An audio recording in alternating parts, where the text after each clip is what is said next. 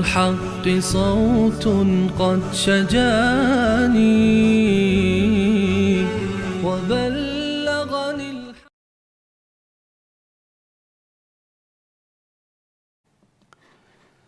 بسم الله الرحمن الرحیم. الحمد لله رب العالمین و الصلاة والسلام على سید الانبیاء والمرسلین حبیبنا محمد و علی آله و صحبه اجمعین. بینندگان عزیز و گرامی، السلام علیکم و رحمت الله و برکاته.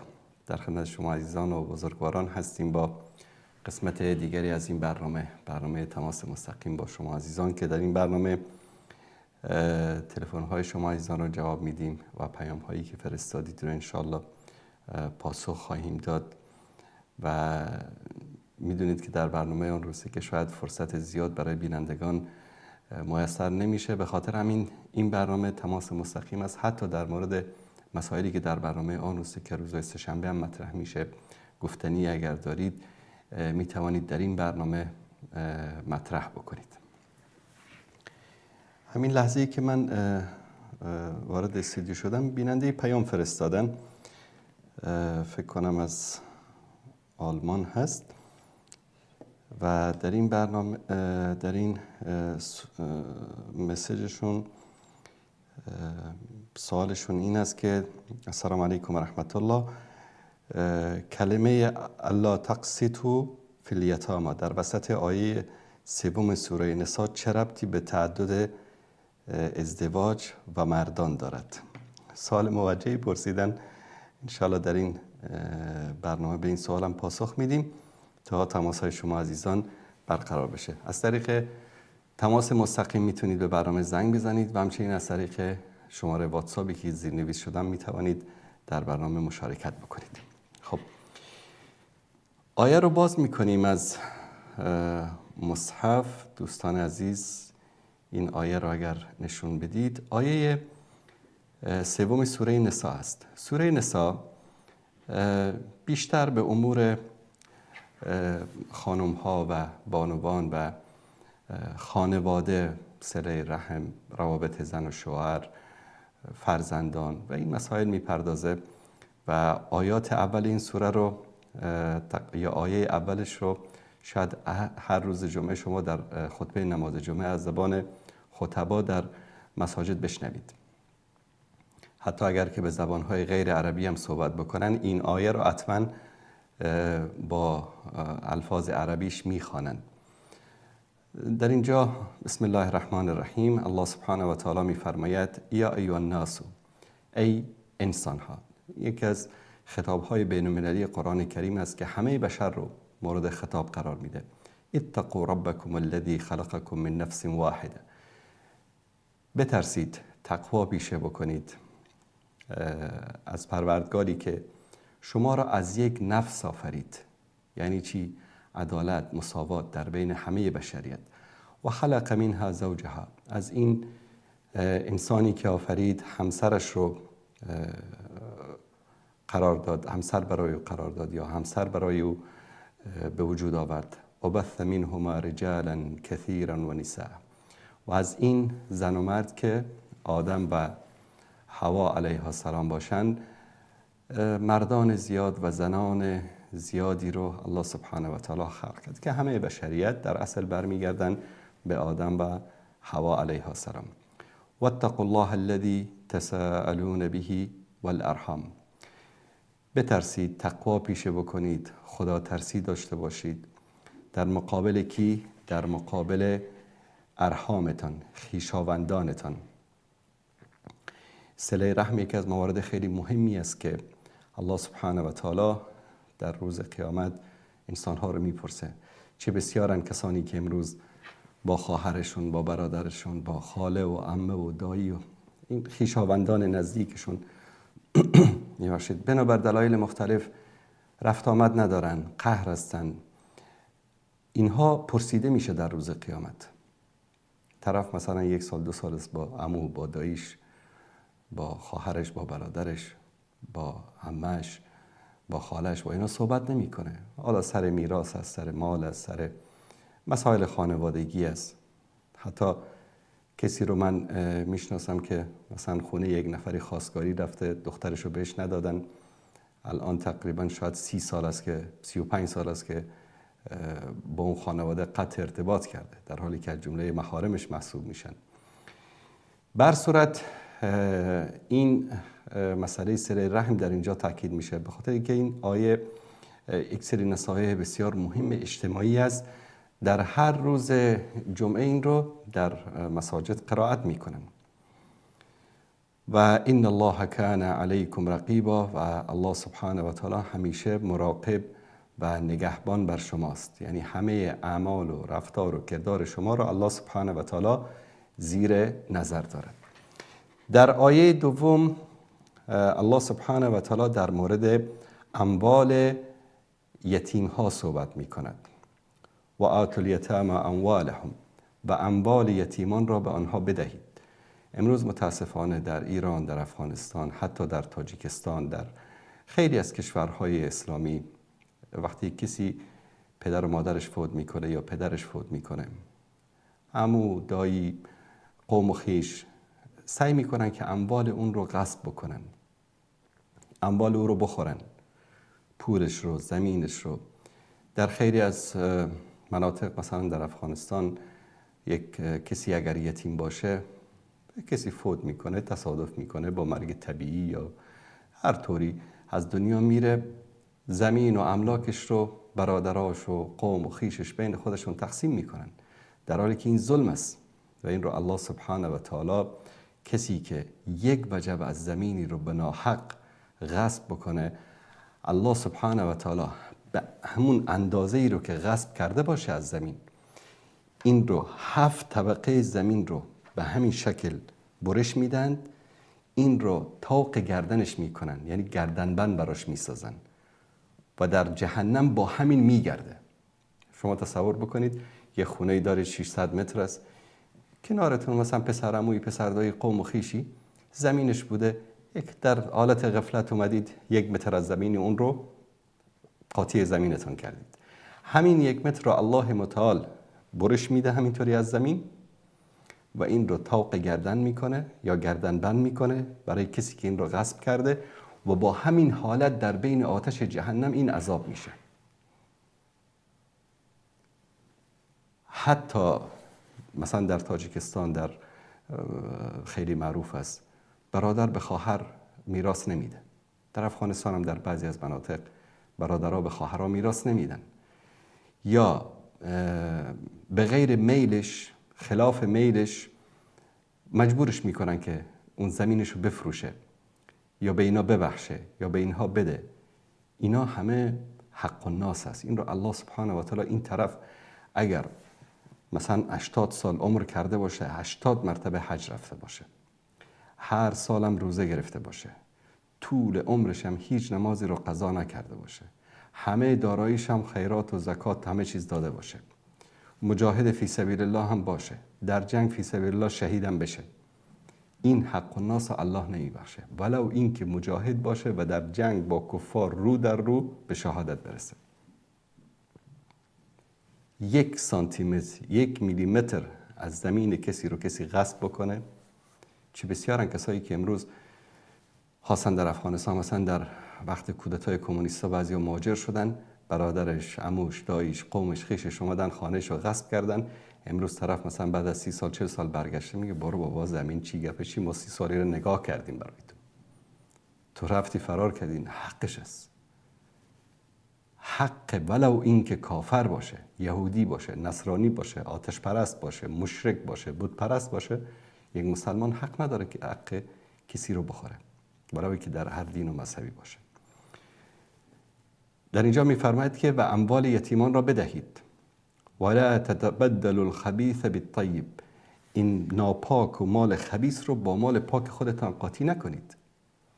یعنی شما وقتی میرید یک و مثقال ذره خیرا یرا و مثقال ذره شرا یرا، الله سبحانه و تعالی میفرماید در قرآن کریم به اندازه یک مثقال ذره، مثقال ببینید ذره یک مثقال رو هم باید حساب بدید، چه خیر باشد چه شر باشد، پیش الله سبحانه و تعالی یک مثقال ذره و کوچکتر از اون هم قابل چشم پوشی نیست. ذره ذره حساب میگیره. وقتی که شما میید در مال و اموالتان پولی رو، زمینی رو، هر چی رو از حرام حق مردم رو قاطی میکنید، یعنی مثل این میمانه که یک مثال خیلی واضح بزنم با عرض معذرت. یک سطل آب تمیز دارید، آب نوشیدنی، یک قطره ادرار داخلش بندازید، دیگه دلتان میشه که از اون آب بنوشید؟ میگید ناپاک شده، میگید کثیف شده، نجس شده. این هم اینطوری است که مال مردم رو اگر که شما در اموالتان قاطی میکنید، همه اموالتون رو چیکار میکنید؟ ناپاک میکنید. برکت، رزق و روزی حلالی که وجود داره، همه اون رو شما برکتش از بین میبرید، رزق و روزی خودتون رو حرام میکنید. ولا تأکلوا اموالهم الی اموالکم، و اموال اونها رو، مالهای ایتام رو، یتیم ها رو با اموال خودتان قاطی نکنید، نخورید. انه کان حوبا کبیرا، این کار گناه خیلی بزرگ و نابخشودنی است. بعد از اون در آیه سومم، در ابتدای آیه بازم مسئله یتیم هست. قضیه یتیم خیلی جدی است در اسلام. یعنی رسول الله صلی الله علیه و آله و سلم از طرف الله سبحانه و تعالی امر میشه و اما الیتیم فلا تقهر، یعنی با یتیمان بدرفتاری نکن. و یتیم کوچکترین با زبان، با عمل در مقابلش یک عملی انجام بدید، چون دلش شکسته است، چون پدر نداره یا مادر نداره یا پدر و مادر نداره، زود متاثر میشه، زود ناراحت میشه. به خاطر همین الله سبحانه و تعالی حتی رسول الله صلی الله علیه و سلم را امر میکنه که با یتیمان خوش رفتاری بکن. و پیامبر صلی الله علیه و سلم یکی از عباداتی رو که سبب میشه که ما همنشین پیامبر باشیم، یعنی چی؟ فکر کنید امهاتاق پیامبر هستید، در جنت با رسول الله صلی الله علیه و سلم در قصر ایشان، در خانه ایشان، در کنار ایشان زندگی میکنید. کسی که یتیم رو کفالت میکنه، یتیم رو اسپانسر میکنه، یتیم رو کمک میکنه، فرمودن که انا و کافل الیتیمی که هاتین، اینطوری انگشتان مبارکشون رو اینطوری نشون دادن، من و کسی که یتیم رو سرپرستی میکنه این گونه هستیم، یعنی با هم هستیم، با هم در همنشین من هستن. الله سبحانه و تعالی در قرآن کریمیه که اونها کسانی هستند که اونها همنشین هستند با کی؟ با نبیین و صدیقین و شهدا. همنشین و هم صحبت و هم مجلس پیامبر شدن یک نعمت خیلی بزرگی است و یکی از اسبابی که انسان رو سبب میکنه که همنشین پیامبر بشه این است که سرپرستی یتیم ها رو بکنه. فرمودن که من و کسی که سرپرستی یتیم رو میکنه این گونه هستیم. با دست مبارکشون نشون دادن که تصویر ذهنی ایجاد بشه که با پیامبر صلی الله علیه و سلم چگونه انسان میتواند همنشین شود؟ با سرپرستی ایتام. بعد میفرماید که و این خفتم الا تقسطوا فی الیتامى، و اگر ترسیدید که در حق دختران یتیم شما عدالت رو مراعات نکنید. این بحث یک بحث جداست در اینجا. فإن خفتم الا تقسطوا فی الیتامى، اگر ترسیدید که در حق دختران یتیم عدالت نکنید، فانکحوا ما طاب لکم من النساء، ازدواج بکنید با زنهایی که میخواهید. مثنی، دوتا، ثلاثه، ستا، رباع، چارتا. فإن خفتم الا تعدلوا، اگر ترسیدید که نمیتوانید عدالت بکنید، فواحدة، پس یک زن بگیرید. او ما ملکت ایمانکم، یا آن ملک یمینی که دارید. ذالکم ادنی ان لا تعولوا، این به عدالت نزدیکتر است. این کار شما رو از ستم و ظلم دور می کند. داستان از چه قرار است؟ امروز هم وجود دارد در جوامع. به طور مثال کسی برادرش فوت کرده، از این برادرش یک دختر مانده، از این برادرش مثلا 1 هکتار زمین مانده، 1 خونه مانده، باغ مانده، ماشین مانده، پول در بانک مانده. این دختر وقتی به سن بلوغ رسید، طرف میاد چیکار میکنه؟ این دختر رو به عقد ازدواج پسرش در میاره. پسر این شخص میشه پسر عموی دختر، یعنی دختر عمو رو به عقد پسر عمو در میاره. این در بین اعراب رواج داشت. متاسفانه امروز در افغانستان در بعضی از مناطق ایران هم متاسفانه وجود داره که حتی میگن که عقد دختر عمو و پسر عمو رو در آسمان ها نوشتن. این یک امر باطل است. باید به دختر اجازه داده بشه هر کسی رو که خودش دوست داره با او ازدواج بکنه. درست است مشوره داده بشه. اگر اشتباه میکرد، راه اشتباه میرفت، او رو به راه راست آورده بشه، نصیحت بکنید و در تربیت یتیم خیلی دقت بکنید. لکن او رو مجبور نکنید که با پسر شما ازدواج بکنه. چرا؟ هدف اصلی این شخص چی است؟ که بیاد این با پسرش ازدواج بکنه، همه اون مال و اموالی که به این دختره به ارث رسیده میشه مال کی؟ میشه مال پسر این و طبعا مال پسر که شد اینم در اون تصرف میکنه. یا دختری که شما سرپرستش هستید و این دختر جز محارم شما نیست، یعنی خواهرزادت نیست، برادرزادت نیست، یعنی تو میتوانی با او ازدواج بکنی، اما چون ولی دیگری ندارد ولایتش زیر به اصطلاح به دست شماست. در جاهلیت چه کار میکردن؟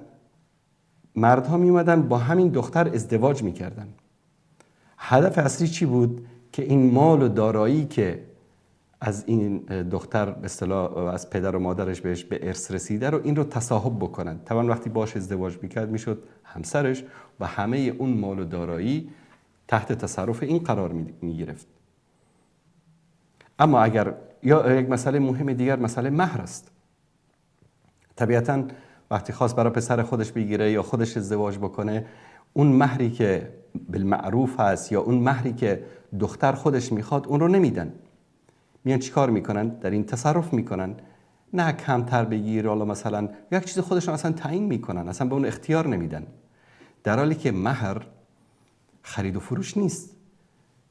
مهر یک ضمانتی است که زن برای آینده زندگی خودش از مردی که میخواد با او ازدواج بکنه میگیره. امروز در جوامعی که مهر وجود نداره، بعد میان تمسخر میکنن به اسلام، میگن که حالا اسلام ببینید زنها رو روش قیمت گذاشته، زنها رو به اصطلاح مثل بها خرید و فروش میکنن. واقعا انسان باید به حال اینا بخنده، به حال این انسانهایی که الله متعال میگه اولئک کالانعام بل هم اضل، مثل چهارپایان بلکه گمراهتر هستن. الله سبحانه و تعالی به خاطر تضمین و بیمه زندگی یک زن، یک مرد وقتی که زنش رو طلاق داد میره با یک دختر دیگه ازدواج میکنه، با یک دختر باکره دیگه ازدواج میکنه، با یک بیوه ازدواج میکنه، 4 تا زن میتونه بگیره و در جوامع غربی اگر یک زن میگیره 100 تا معشوقه میتونه داشته باشه.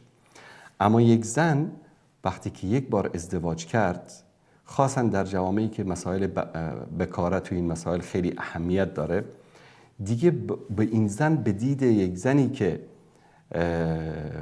ازدواج نکرده باشه نگاه نمی کنن. میگن این مطلقه است، این طلاق داده شده است، این بیوه است و اون مکانتش رو که زن داره در جامعه از دست میده. اسلام میاد که این انسان رو، این زن رو، زندگیش رو تضمین بکنه تا وقتی که ازدواج براش میسر بشه، تا وقتی که بتونه با یک مرد دلخواه خودش ازدواج بکنه، خرج مصارفش، زندگیش رو از طریق همین پولی که به عنوان مهر گرفته و حق تصرف رو فقط خود زن داره تامین بکنه. الان در جوامع غربی چی است؟ عموم اروپا، آمریکا و کشورهایی که در اون قوانین مدنی است، وقتی شما یک زنی رو طلاق میدید، نصف زندگی شما رو، نصف زندگیتون رو، 2 تا ماشین داشته باشی یکیش، 2 تا خونه داشته باشی یکیش، 1 خونه داشته باشی نصفش، همه دارایی شما رو نصف میکنن، نصفش رو میدن به اون زن. همون چیز شد. مهری که اسلام میگه مهر بگیره به خاطرش، در حالی که خیلی مبلغ ناچیزی است مهر. اما در اینجا این ظلم رو ببینید. الان خیلی از زنها به دنبال یک بهانه میگردن در همین کشورهای اروپایی یا در کشورهایی که قوانین مدنی است، به یک سر مسئله کوچیکی خلاصه میاد با مرد به هم میزنه، بعد میره نصف دارایی مرد رو میگیره. علاوه بر این تا روزی که ازدواج بکنه این زن، اون شوهری که این رو طلاق داده باید نفقه این رو بده. الان چی کار میکنن؟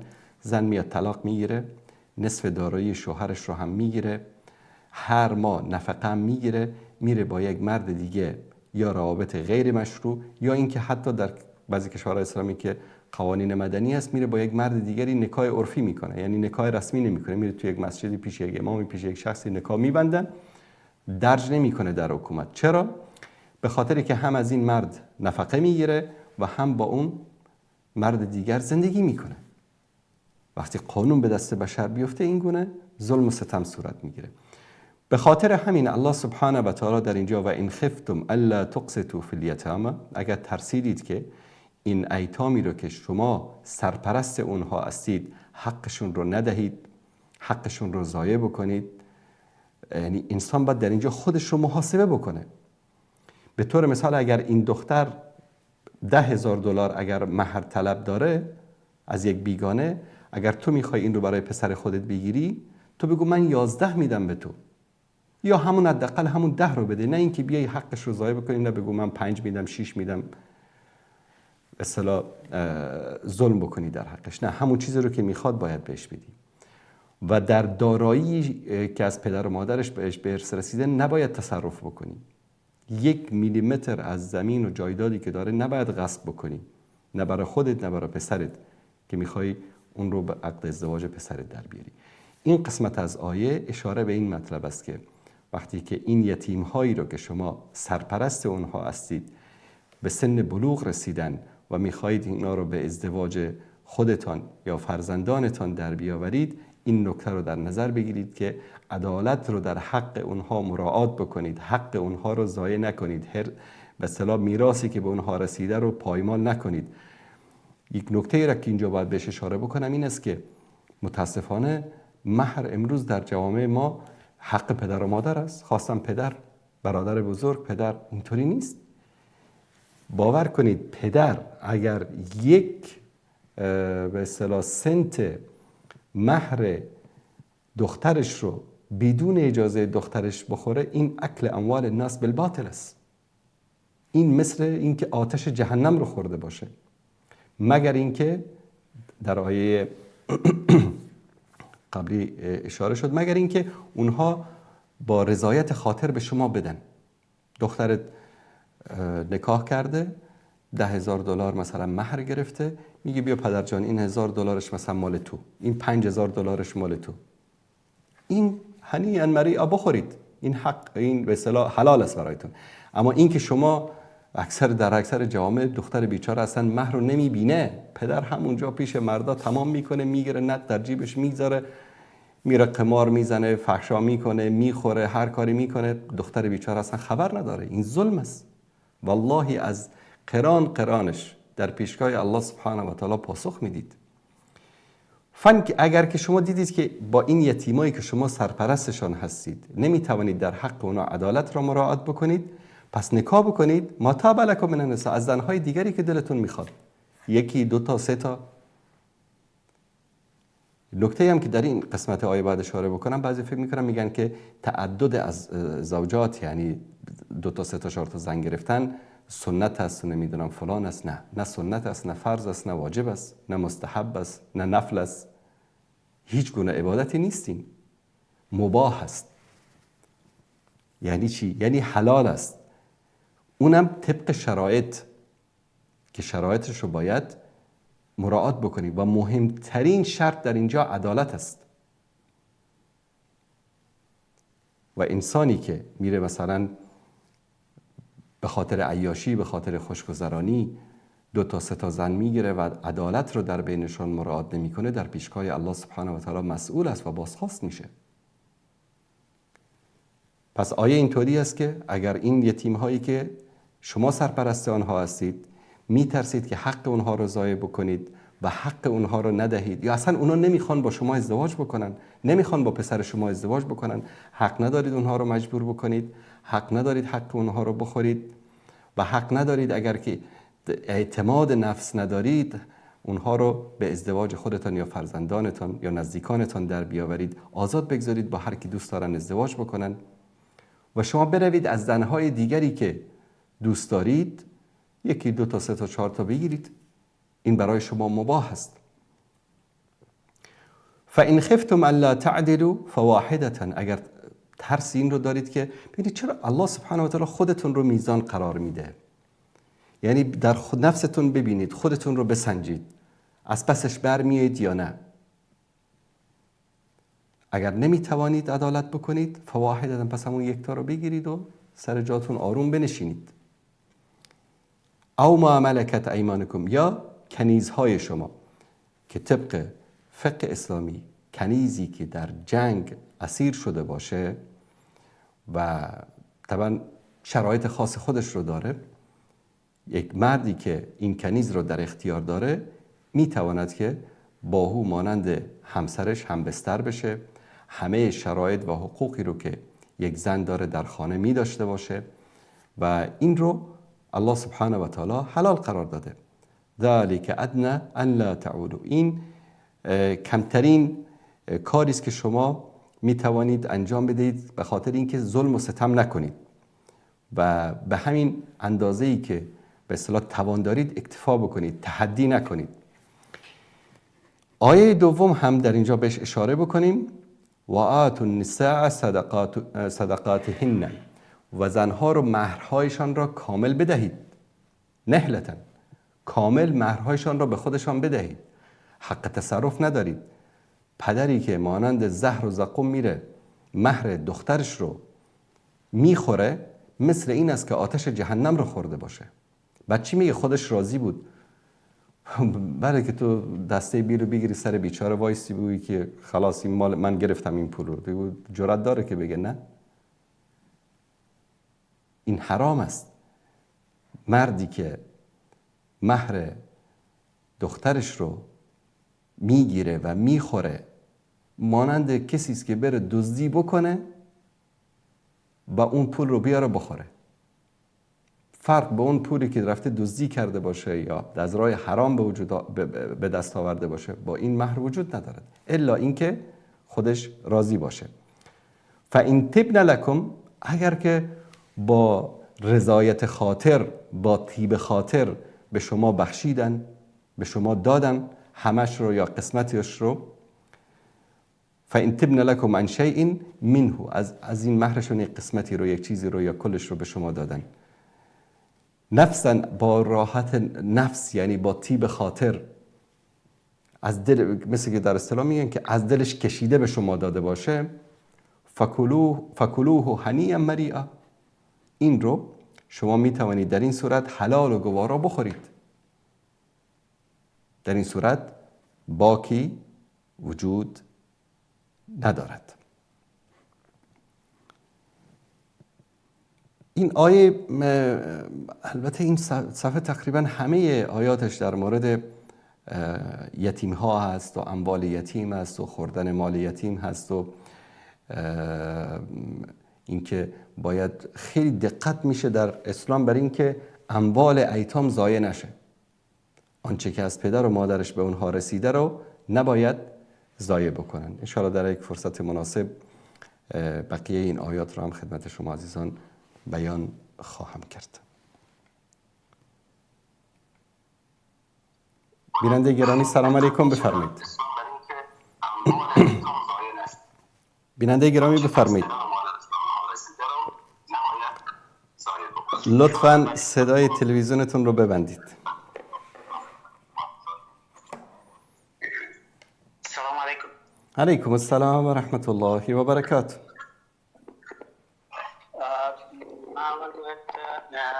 با کمال احترام بگویم که همین سوال کننده قبلا سوال شما خواندین محدودیت کلمات الله تقسطوا فی الیتامی که رفته به تعدد ازواج مردان دارد. سوال کننده نبودم و باید بگویم که آیه سوم سوره نساء در معنی و حکم خود مستقل است. متاسفانه شما هر جای دیگر رفتید ولی جواب سوال نپرداختید. شما گفتین دختران یتیم یعنی الله تقسطوا فی الیتامی دختران یتیم است. حالا که در آیه گفته شده الله تقسطوا فی الیتامی و یتیم، کلمه یتیم در برگیرنده مذکر، مؤنث و مؤنث است. یعنی هم پسر هم دختر و هم جنس سوم را در میتونند بر بگیرند. گفته یتیم را کسی در عقد ازدواج می آورد، پس باید بفهمیم یتیم کیست. به نظر من و طوری که من مطالعه کردیم، یتیم هر طفل نابالغ است که پدر خود را از دست داده و نکاح طفل نابالغ ناممکن است، ناجایز است. پس شما این از کجا آوردید؟ سوم گفتیم تعدد ازواج مربوط به عدالت بین ازواج متعدد است. یعنی شرط اساسی را عدالت بین ازواج متعدد گرفتیم.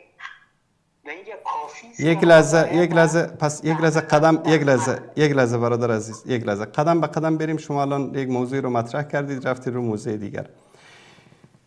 جناب عالی خلاص قسمت اول و این خفتم الا تقسطوا فی الیتامی، درست؟ شما در اینجا ببینید، اولا در زبان عربی وقتی که جمع مذکر و مؤنث باشه خطاب مذکر میشه. این از اصول قواعد زبان عربی است. ثانیاً جناب شما علامه کدام علم هستید که میگید به نظر من آنچه که من خدمت شما بیان کردم رأی صحابه هست، رأی مفسرین است. یعنی اینجا دین این نیست که هر کس بگوید به نظر من یا بنابر برداشت من. در مورد همین آیه از ام المؤمنین عایشه صدیقه در حدیث صحیح که از عروة بن الزبیر روایت میکنه از خاله خودش عایشه رضی الله تعالی عنها که ایشان میفرماید و این خفتم الا تقسطوا فی الیتامی فانکحوا ما طاب لکم من النساء قالت هی الیتیمه تکون فی حجر ولیها فیرغب فی جمالها و مالها و یرید ان یتزوجها بادنی من سنة النساء. میگه که این آیه در مورد دختران یتیمی است که در زیر سرپرستی ولی او باشد، به خاطر جمالش یا به خاطر مالش میخواهد با او ازدواج بکند با کمترین مهر یا با کمترین مصرفی که نسبت به زنهای دیگر باشد. متوجه شدید برادر عزیز؟ خواهشاً در امور دین نظر من نگید. نظر من و شما در امور دین ارزشی ندارد، خاصتاً وقتی که وحیین باشد، یعنی قرآن و سنت باشد و اقوال صحابه باشد، احادیث رسول الله صلی الله علیه و آله و سلم باشد. در اینجا نظر من نگید. اگر صحبتی میکنید، تفسیر خاصی میکنید، با مصدر به من بگید که از کجا این رو آوردید، در کدام جلد و در کدام صفحه. بفرمایید. من اول یک سوال میکنم، یتیم شما نظر به قواعد عربی تعریف کنید. یتیم برادر عزیز، یتیم اولا در اینجا وقتی که یتیم ذکر شده شما میدونید طبق قواعد زبان عربی کسی که به سن بلوغ برسد به او یتیم نمیگویند. یعنی کسی که به سن ازدواج برسد یعنی به سن بلوغ رسیده باشد به او کلمه یتیم اطلاق نمی شود. یتیم به کسی اطلاق می شود که مادرش یا پدرش فوت کرده باشد و زیر سرپرستی کسی دیگری از اولیای امورش باشد، به این میگن یتیم. در اینجا اطلاق کلمه یتیم در قضیه ازدواج که در اینجا و این خفتم الا تقسطوا فی الیتامی، در اینجا علما میگن که در اینجا چون مسئله نکاح ذکر شده است،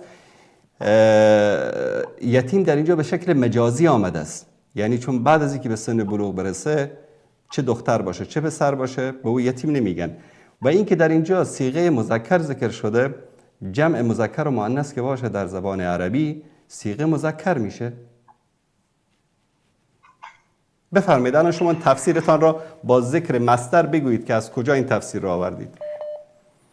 من نمی‌فهمم که امروز شما کدام موضوعی داشته باشم. نه برادر عزیز، شما آمدید از شروع صحبتتان شما اشتباه کردید، شما نفهمیدید من اینطوری، به نظر من اینطوری است. نظر من و شما در اینجا هیچ گونه ارزشی ندارد برادر عزیز. ما جواب سوال را ندارید، هر طرف دیگه پرداختی برای شما سوال را ندارید. اینجا میگویم یتیم را تعریف کردید، هر کودک نابالغ یتیم است. بله. پس سخنان خودتان را رد میکنم. شما میگویید کودک نابالغ یتیم است، ولی کودک نابالغ را کسی به ازدواج خود در میآورد. ازدواج نابالغ نارواست. برادر عزیز، جان عزیز دل برادر، عرض کردم خدمتان علما، مفسرین، فقها در مورد این مفصل بحث ها دارند. باب نکاح در همه کتاب های فقهی وجود دارد، در مورد نکاح یتیم مفصل بحث کردن. الان مثلا اینجا الله سبحانه و تعالی میاد به شما میگوید که یک دختری که یتیم است، شما این را نگهش داشتید در خانه با امید اینکه فردا که بالغ شد من با این ازدواج میکنم به خاطر اینکه مالک پول و داراییش شوم. این کار اشتباه است. یعنی شما مالک و متصرف مال خود است. آیا کسی که به سن بلوغ نرسیده باشد مالک و متصرف مال خودش شده میتواند طبق فقه اسلامی؟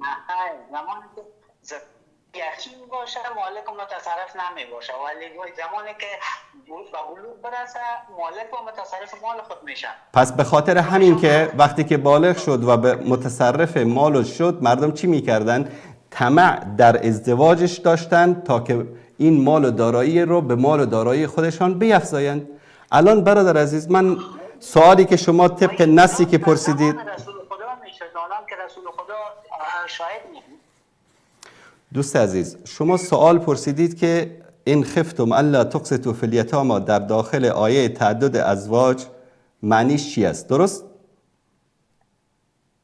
بله. خب معنی رو من توضیح دادم. اگر شما یک لحظه من این رو توضیح دادم به بینندگان، انشالله که همه متوجه شدن. اگر شما متوجه نشدید یک بار دیگر این برنامه رو تکرار ببینید، انشالله متوجه میشوید. و اگر یک تفسیر خاصی دارید، یک تفسیر که شما دادید در تمام کتب درج است، ولی بجز مصادر اصلی یعنی قرآن و حدیث چیز دیگه قابل قبول نیست. شما خب پیشتر میگفتید که نظر من، خب من اشتباه کردم که نظر من گفتم. حالا میگم تعریف یتیم چیز. تعریف یتیم هم کلمه مؤنث را، هم مؤنث جنس مؤنث در بر میگیره، هم مذکر و هم مؤنث را. هر کودک یتیمه که به بلوغ نرسیده باشه. درست. هر کودک پدر مرده یا هر کودکی که پدر زاده باشه و بلوغ نرسیده. خب باشه مؤنث باشه و مذکر یتیم است. درست. نکاحش هم ناجایز است. درست. این آیه من سه سوره نساء از نظر ترجمه و حکم خود مستقل است. ما به ترجمه از میپردازیم. اگر میترسید که در توجه به یتیمان عادلانه رفتار نتوانید، پس نکاح کنید با 2، 3 یا 4 نفر از زنان که خواستید. و اگر ترسیدید که میان زنانتان عدالت نمیکنید، پس یک زن یا کنیز را بدنی بگیرید. این بهتر است برای شما. خب این آیه را من باید یک تفسیر دارم برش. این آیه در سال 4 هجری یعنی سال 17 بعثت نازل شده و بعد از او در سال 10 هجری یعنی سال 23 بعثت حضرت رسول خدا در قبال عمل انجام شده 2 نفر از مشرکینی که جدیداً اسلام آورده بودن یک حکم استثنایی داده. برای اونا بیش از 4 زن داشتن. برایشون گفته که اختر منهن 4 و فارق سائرهن. حدیث بسیار معروف است. حدیث غیلان بن سلمه ثقفی و حدیث نوفل بن معاویه. یعنی مثلا آیت را دارم و حدیث را دارم و اصلا شرایط نظر به الله تقسطوا فی الیتامی دنیای شرایط تعدد ازدواج موجودیت یتیمان مرتبط به نکاح است. کی گفته؟ در کجا گفته این رو؟ کی گفته؟ در کجا گفته؟ یعنی تعدد ازواج چه ربطی به یتیم داره؟ ربطش هم نیست که در یک آیه هستن. شما آیه اثر بکنید. برادر عزیز ببینید، شما از شکم خودتان تفسیر نکنید. امین که میفرمایید یک لحظه من آیه را از زبان مادر مؤمنین برای شما ترجمه کردم. آیه را از زبان مادر مؤمنین برای شما تفسیر کردم. شما حرف حضرت عایشه را شما در آن گفتید که یتیم به ازدواج گرفته میشد. نکاح یتیم آن وقت در آن وقت ناممکن است. دوست عزیز، برادر گرامی، گوش کنید. ام المؤمنین عایشه صدیقه در ترجمه و تفسیر این آیه می‌فرمایند که هی الیتیم تکون فی حجر ولیها فیرغب فی جمالها و مالها. یتیمی که در نزد یک کسی هست و این دلش این رو میخواد که این که به سن بلوغ رسید من این رو به ازدواج خودم در بیارم که از جمالش و از مالش من استفاده بکنم. الان شما از حضرت عایشه بهتر فهمیدید که این آیه در مورد تعدد ازواج است و ربط به یتیم داره. چه ربطی داره؟ قضیه حالا یک نفر مثلا یتیم نداشت، نمیتونه که 2 تا زن 3 تا زن بگیره؟ در کجا گفته؟ در کجا گفته؟ در کجا گفته؟ در کجا گفته؟ در کجا گفته؟ در کجا گفته؟ در همین آیه و این خفتم الا تقسطوا فی الیتامی فانکحوا بلا نسبت بدون کدام توقف گفته شده. یک لحظه، شما امیر را از کجا میگید؟ از کدام تفسیر میگید این حرف رو؟ از ترجمه آیات میگم. شما مترجم هستید؟ شما مترجم قرآن هستید؟ نه، شما اشتباه میکنید که از پیش خود قرآن رو تفسیر میکنید. برادر عزیز، شما اشتباه میکنید قرآن رو از پیش خود تفسیر میکنید. قرآن رو تفسیر میکنه. گوش کن برادر عزیز. من یدعون من دون الله تحت اللفظی ترجمه میکنید و تمام عقاید دیگران را تحت لفظی دوست عزیز، تحت لفظی ترجمه میکنم. شما تحت لفظی هم ترجمه بکنید به این به تعدد ازواج ربطی نداره. برادر عزیز میگه شما اگر میترسید که در مورد یتیمانی که زیر دست شماست عدالت رو بکنید، برید از زنهای دیگری که دوست دارید ازدواج بکنید، 2 تا 3 تا 4 تا. یک لحظه گوش کن، یک لحظه برادر عزیز، یک لحظه گوش کن. قرآن رو تفسیر میکنه، قبول داری یا نه؟ بگذاریم همه اختلافات احادیث رو و برداشت شما و نظر من. بعد از این هر کلمه‌ای که میگی با دلیل و مدرک از جلد و صفحه از کتاب بگو، از پیش خود نگو. شما کی هستید که مثلا قرآن رو بخواید برای خودتان تفسیر بکنید؟ برخلاف اقوال جمهور علما، برخلاف من مجبور هستم خداحافظی بگویم. دوست عزیز، وقتی من به شما میگم قرآن رو تفسیر میکند، حدیث قرآن رو تفسیر میکند، شما میگید به نظر من. شما کی هستید؟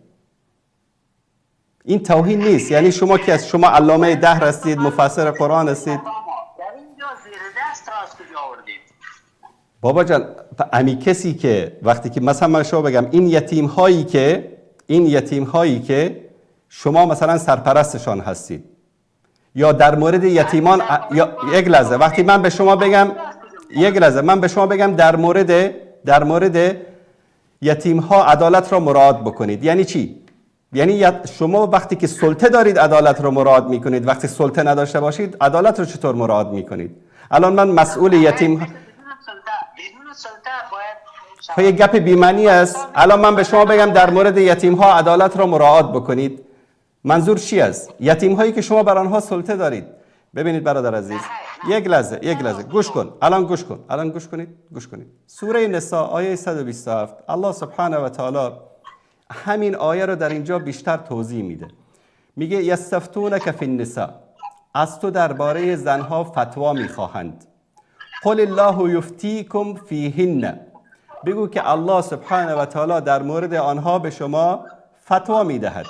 و ما یتلا علیکم فی الکتاب فی یتاما، بر آن چیزی که بر شما الله سبحانه و تعالی در کتاب، یعنی در قرآن کریم، در مورد یتاما النساء، زنهای یتیم، اللاتی لا تؤتونهن ما کتب لهن، و آن چیزی که الله سبحانه و تعالی از مهر، از حقوقی بر آنها فرض کرده است شما آن را نمی دهید. و ترغبون ان تنکحوهن والمستضعفین من الولدان، و شما میخواهید که با آنها نکاح بکنید و آن فرزندانی که به اصطلاح مستضعف هستند، بیچاره هستند، کسی رو ندارن، صغیر هستند، ناتوان هستند. و ان تقوموا للیتامى بالقسط، بلکه شما باید با آنها با عدالت رفتار کنید.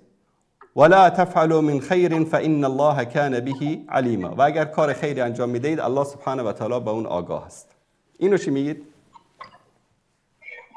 من میگویم که اگر شما از ارتباط یتیم در تعدد ازدواج جای دیگر بروید، من سخن برای گفتن ندارم.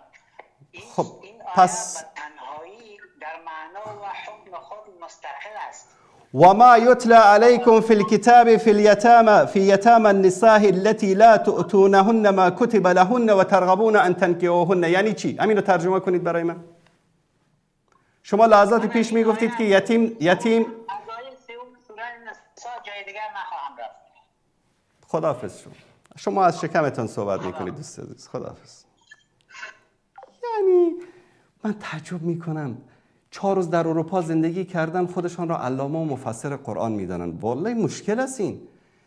میگه که یتیم که زیر سن است کدار رو چطور نکاح بکنه؟ ها، در این آیه 127 سوره نساء، در همین سوره میگه نه، اگر دو آیه دیگه قرآن رو تفسیر میکنه. برادر عزیز، قرآن رو تفسیر میکنه. در این آیه الله سبحانه و تعالی در اینجا میگه که اگر شما میخواهید با زنهای یتیمی که، خوب دوستان زوم بکنن، با زنهای یتیمی که نمیخواهید که حق آنها را بدهید، مهر آنها را بخواهید و میخواهید با آنها نکاح بکنید، این رو الله سبحانه و تعالی محکوم میکنه، این رو منع میکنه. در اینجا ما از حدیث و از قول صحابه برای آقا دلیل میاریم؟ نه، به نظر من. خیلی من معذرت میخوام کسایی که میرن اونجا 4 روز میشینن در اروپا و آمریکا، بعد به نظر من. تو کی هستی؟ تو سر پیاز، نوش پیاز، تو چی کاره ای که تو قرآن رو به دل خود ترجمه میکنی؟ به خاطر که اونجا به پیش غربی ها بگن که والله ما بسیار مسلمانای پیشرفته هستیم که چون قانون اروپا و آمریکا یک زن بیشتر ازدواج اجازه نمیده، ما همین آیه قرآن رو تعویل میکنیم. دین بر اساس هوا و هوس من و تو تفسیر نمیشه. شریعت بر اساس هوا و هوس من و تو تفسیر نمیشه. الله سبحانه و تعالی هدایتتون بده. و این منافقت است که میای سوال میکنی، بعد که سوالت رو جواب دادم میگی که نه، من میخوام که با تو در مورد این آیه بحث بکنم. خب از اون اول بگو من میخوام بحث بکنم. بسم الله، بیا بحث بکن. نه از قواعد عربی آشنایی داری، نه از اقوال مفسرین آشنایی داری. این به نظر من زشت است برای یک مسلمان که بگه به نظر من. یعنی ام المؤمنین عایشه صدیقه نفهمید، تو فهمیدی؟ عجیب است. بیننده عزیز سلام علیکم، بفرمایید. سلام علیکم جناب استاد، خوب هستید ان شاء الله؟ سلام علیکم، زنده باشید. بله بفرمایید. میشنم جناب استاد؟ میشنوم، بفرمایید. استاد محترم، یک سوال فقهی داشتم، کوتاه میره بخوام بیان کنم، میره بعد ان شاء الله پاسخ برام میگین. درست است؟ سوالات شما خطرناک است. نیست بفهم شرایط مسئله سوال مفهم میگم. بفرمایید. جناب استاد، من امروز در بازار بودم، من از بازار سودا میگرفتم، نان خوش میگرفتم. بعد همی پیش نانوایی که رسیدم، همی روبری نانوایی در پولی متر 500 افغانی افریده بود. درست. باز من جناب استاد آمدم، اون 500 رو برداشتم، کس نبود، هیچ کس نبود. دیگه خودم یک موقع خبر گرفتم. باز یک دقیقه وارد حال خورد که همین شخصی که پولی این پیسه نمیشید، همین پایین موتر افریده بود، پولی موتر. درست. همین شخصی که موتر ازی بود آمد 2 دقیقه بعد این سیت موتر شید با هم پسرش بود فکر کنم. یا خبر نبودم دیگه. من تو شکیشم گفتم شاید پیسه ازی افریده باشه، چون پولی موتر ازی بود. باز من تو طرفشان چی کردم، پیشبریشان کردم، رفتم پیشان گفتم من اشتباه کردم، گفت پیسه شما گم نشده. باز نمیگفتم، میگفتم که چیز از پیش ما گم نشده. باز گفتم شما از پیش ما پیسه گم نشده. بازی همین کدام بله اسم کلام بود. گفتم که من 7000 از خانه داشتم که آمده بودم. گفت یه 3000 سودا گرفتم دیگه یک پنسیشو میده کردم. باز پنسی خدا حساب میکرد 1000 کم بودی میکرد. درست. باز بچهش پسام گفت بچهش گفت 500 نه گفت پدرش 6000 کشید بود. یه دو گپا شدم دو گپا گشتم استاد با پدرش گفت شاید از من فیدا باشه گفت که پیسیم کم. بابا گفتم پیسی خودم نشناسی گفتم ببین گفت دیگه نگفتم گفت مثلا شاید از من فیدا باشه من گفتم نه گفتم مطمئن نیستی گفتم خیر بام که ما خیرات کردم نخواد بگیر نخواد بود باز بچه چی میاد گفتم گفت پدرش یک قسم گفت من دل نشد پیسه رو بود دیگه استاد امروز ان شاء الله در به شکل موازی بگیم چون دل خودم آرام نمیشه باشه که بازی این پول رو پیدا کنیم میره چی کنم استاد. بله ببینید پولی رو که انسان از راه پیدا می کند در اصطلاح فقه بهش چیز میگن پولی که در زمین افتاده باشد. در همون جایی که پول رو پیدا کردید صدا میکنید کسی در اینجا چیزی گم کرده. اگر کسی جواب داد خوب، اگر جواب نداد اگر مکان سکونت شما در اون نزدیکی است یا در اونجا دکانی است یک تابلو یک ورقی شاید دیده باشید بعضی می نویسن که مقداری پول یافت شده است صاحبش مثلا به این شماره تماس بگیرد یک برگه چیزی اونجا بچسبانید اگر صاحبش پیدا شد ظرف 2 روز 3 روز 4 روز یک هفته خوب نشد شما می توانید این پول رو همونطوری که خودتون تصمیم گرفتید خیرات بدهید صدقه بدهید به کسی لکن بعد از 1 ماه 1 سال 10 سال کسی پیدا شد گفت که به این نشانی من پول رو در اونجا گم کرده بودم این پول از من است شما بعد از پول خودتان پول او رو برگردانید ثواب صدقه به شما می شود و پول حق او است که به او برگردانید اما اینکه این اشخاص نتوانستند نشانی دقیق پول رو بدهند یا در حرفهایشان متردد بودند یا تناقض در حرفهایشان وجود داشت در این صورت اختیار با شماست یعنی اگر که به آنها بدهید گناهکارم نمیشید اگر به آنها ندهیدم گناهکار نمیشید چون که شما بر اساس نشانی هایی که دادن تناقضی که در حرفایشان وجود داشت شما یقین 100% ندارید که پول از اوناست درست اگر خودم مصرف کنم موضوع مشکل داره دیگه من چون خودم گفتم دارم نه دیگه شما دیگه مصرف نکنید دیگه نمیشه نه من خودم مثلا 3 بار دیگه پیدا کردم 1000 مقدار 1000 بود خودم صدقه کردم بیت پرسام نکردم پیدا کردم و از جایی که من پول یافتم استاد هیچ اصلا بودم زمان اصلا کسلا بود دو قباط که نفر آمد باز ما شکی شدم چون گفتم نه اینا بگم من بگم از من چون شکی شد خودم متردد بود نفر با من شک کردم گفتم نشه دیگه نباشه درست دیگه درست خوب است که صدقه بدیم که همو شبهام را بشه درست زنده باشید سلامت باشید تشکر سلامت باشید خداحافظ شما تشکر از برادر عزیز بیننده گرامی سلام علیکم بفرمایید السلام علیکم علیکم السلام و رحمت الله و برکاته استاد جان یک سوال شرعی داشتم اجازت است بفرمایید راستی استاد جان من از خانه مثال میگیرم از خانه وضو گرفتم رفتم به مسجد نماز خوندم از مسجد برآمدم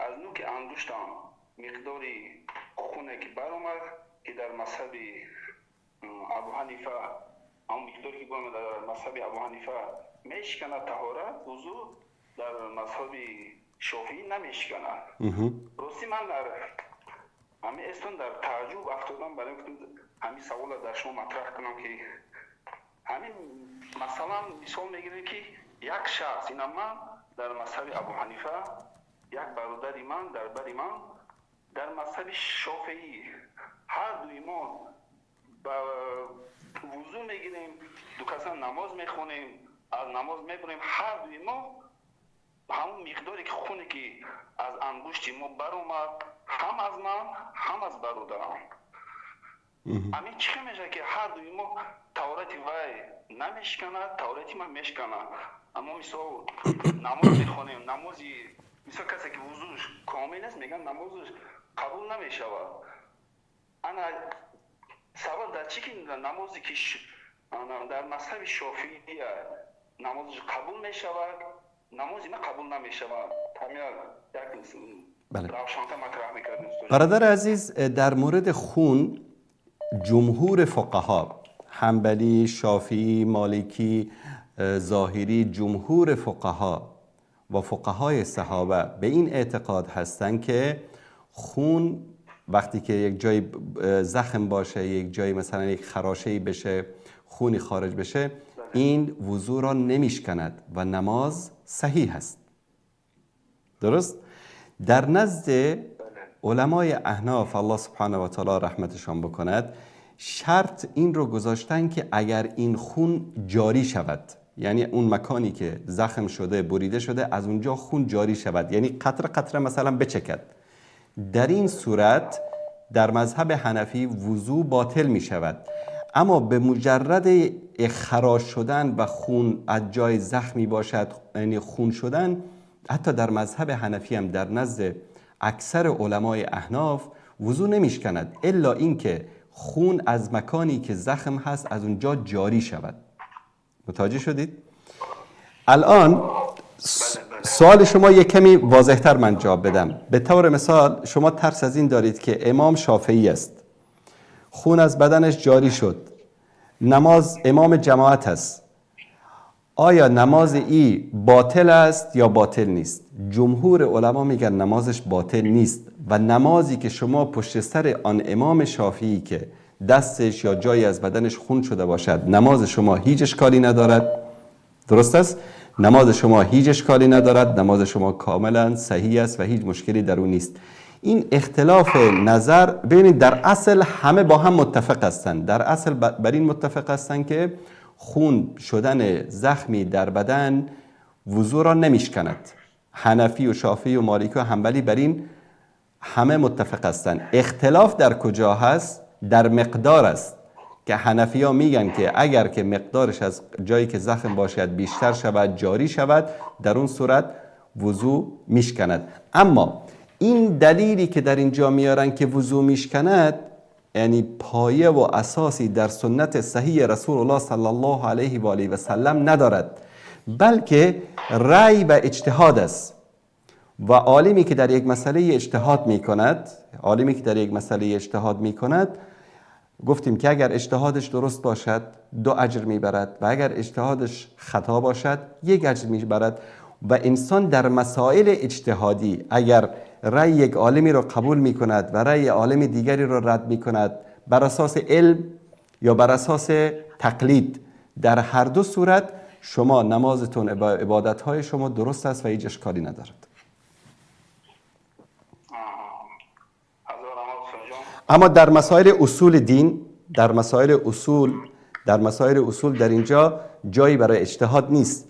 مثلا یک نفری بگه که شما نماز نخوانید مشکلی ندارد، بگید خب چون که فلان عالم گفته که نماز نخوانید مشکلی نداره من نمیخوانم. نه، اینجا مسائل ثوابت و اصول دین است. متوجه هستید؟ اما در مسائل فروعات فقهی و اجتهاد یک عالم قبول کردن، یک عالم دیگری رد کردن تأثیری در عبادت شما نخواهد داشت. بله. از آرام دوستان جان زنده باشید. سلامت باشید. من خودم شما را مثل برادرم دوست می‌دارم. الله مطالب سن. شما تماشا میکنید. در امان خدا باشین. سلامت باشید. زنده باشید. تشکر از شما.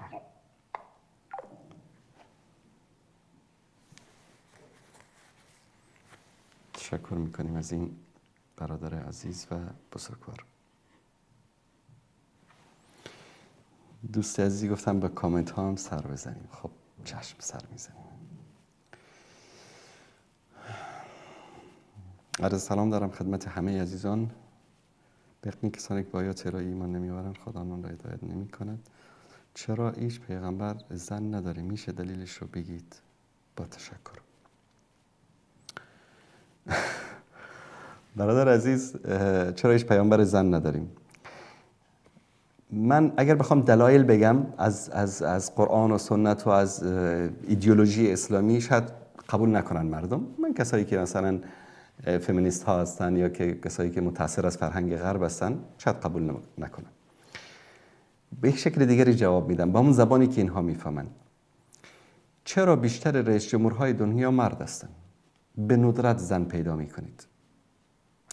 چرا بهترین سرآشپزهای دنیا، شیفای دنیا مرد هستن؟ چرا بهترین رسام‌های دنیا مرد هستند؟ چرا بهترین کیمیادان‌ها، فیزیکدان‌های دنیا مرد هستند؟ چرا مشهورترین و معروفترین بازیگرها، کارگردانها، سیناریو نویسها، قصه نویسها، تاریخدانها، متخصصین ادبیات، جراح قلب، جراح مغز، جراح اعصاب، چرا میشه گفت 99.99% مرد هستند؟ اگر در کشورهای اسلامی میگفتیم که خب شاید بر اساس فکر اونها قانون و نظام اسلامی که اونا فکر میکنن زنها رو در قید و بند قرار داده است مانع از ترقی و پیشرفتشان شده، به خاطر همین زنها نتوانستن پیشرفت بکنن. اما اینا که در غرب اتفاق میفته، در اونجا که قید و بندی نیست. ببینید برادر عزیز، این از نگاه جواب یعنی منطقی و عقلی. اما از نگاه علمی امروز فقط شما در گوگل، حالا که هوش مصنوعی است، یعنی در صفحات علمی برید، فقط در مورد آناتومی بدن زن و مرد، مغز زن و مغز مرد، حالتهای روحی و روانی مرد و زن برید بررسی بکنید. از هیچ سایت اسلامی هم بررسی نکنید، برید از اون سایت های دانشگاه اکسفورد و کامبریج و نمیدونم فلان و اینا. البته اون کامبریج روسیه نرید که کاوش از اونجا فارغ شده، چون اونجا مهد کودک است. یعنی برید از این دانشگاه ها، از فاکولته ها یا دانشکده های پزشکی و طبی برید مطالعه بکنید. امروز علم خودش میگه که مرد با زن در همه چیز وجودش فرق داره، حتی در مغز، حتی در تفکیر، حتی در تصمیم گیری. اگر بخوایم در این مورد بحث بکنیم، بحث علمی بکنیم، بدور از مسائل شرعی و قرآن و سنت اینا، فقط در علم بحث بکنیم، 2 ساعت 3 ساعت من اینجا صحبت بکنم، یعنی هنوزم حرف برای گفتن هست. امروز علم خودش میگه که همه چیز زن و مرد با هم فرق میکنه. در مورد تصمیم گیری مثلا ما در مغز سمت چپ داریم، سمت راست داریم و بخش‌های تصمیم گیری در زن در مرد فرق میکنه. مردها بیشتر در مسائل قاطعیت و تصمیم گیری سرعت عمل بیشتری دارن، به خاطر حتی به اصطلاح همان مویرگ‌های عصبی که وجود دارد، راه‌های ارتباطی بین اقسام مغز که وجود دارد در مرد و زن فرق میکند. خیلی ساده یک مثال رو بیارم در خانه، شاید همه شما این رو، کسایی که ازدواج کردن، کسایی که با پدر و مادرشون اینا زندگی کردن، این رو دیده باشن. کودکی میفته، دستش میشکنه، سرش میشکنه، یک جای بدنش رو میبره، خون از بدنش میسوزه. زن چیکار میکنه؟ زنها و من بانوان چیکار میکنن؟ آی بچم بگیرینش، سر و صدا، قال مقال، چیخ فلان داد. پدرها اکثرا چیکار میکنن؟ اولین کاری که میکنه به آمبولانس زنگ میزنه، یا بر میداره کودک رو سوار ماشین میکنه میبره به بیمارستان. الان این دو وضعیت، یکی برخورد عاطفی است، یکی برخورد عقلانی است. برخورد زن برخورد عاطفی است، با یک اتفاقی که در خانه افتاده. آب جوش افتاد، دست کودکش سوخت، مادر شروع میکنه به داد و بیداد کردن، پدر میره با آمبولانس زنگ میزنه یا کودک رو بر میداره به بیمارستان میرسانه. یکی برخورد عاطفی شد، یکی برخورد عقلانی شد. آیا زن عقل نداشت که برخورد عقلانی نکرد؟ نه خیر، زن عقل داره، همان عقلی رو که مرد داره زن رو هم زن داره، اما عاطفه زن همیشه بر عقلش غلبه میکنه و عقل مرد بر عاطفهش غلبه میکنه. سبحان الله، الله سبحانه و تعالی اینگونه خلق کرده. چرا اینگونه خلق کرده؟ چون که این کودک رو وقتی که به دنیا میاره مادر به دنیا میاره، پدر که به دنیا نمیاره. 1 سال اول زندگی این کودک 100% کودک نیاز به مادرش داره، نیاز به پدر نداره. پدر پوشک براش میخره، خونه، زندگی، خرج، مرج، مصارفش همه چیز آماده میکنه، اما میتواند نیازهای جسمی و روحی و روانی این کودک رو پدر برآورده بکند؟ نه، مادر برآورده میکند. شب 10 بار بلند میشه، به شیر میده، پوشکش رو عوض میکنه، گریه میکنه، بلند میشه آرامش میکنه. آیا شما به عنوان یک مرد 2 بار کودک گریه بکنه اعصابتون خراب نمیشه؟ حتی اگر عکس العملی نشون ندید بهتون یعنی خوشتون نمیاد. طبیعت اینطوری است.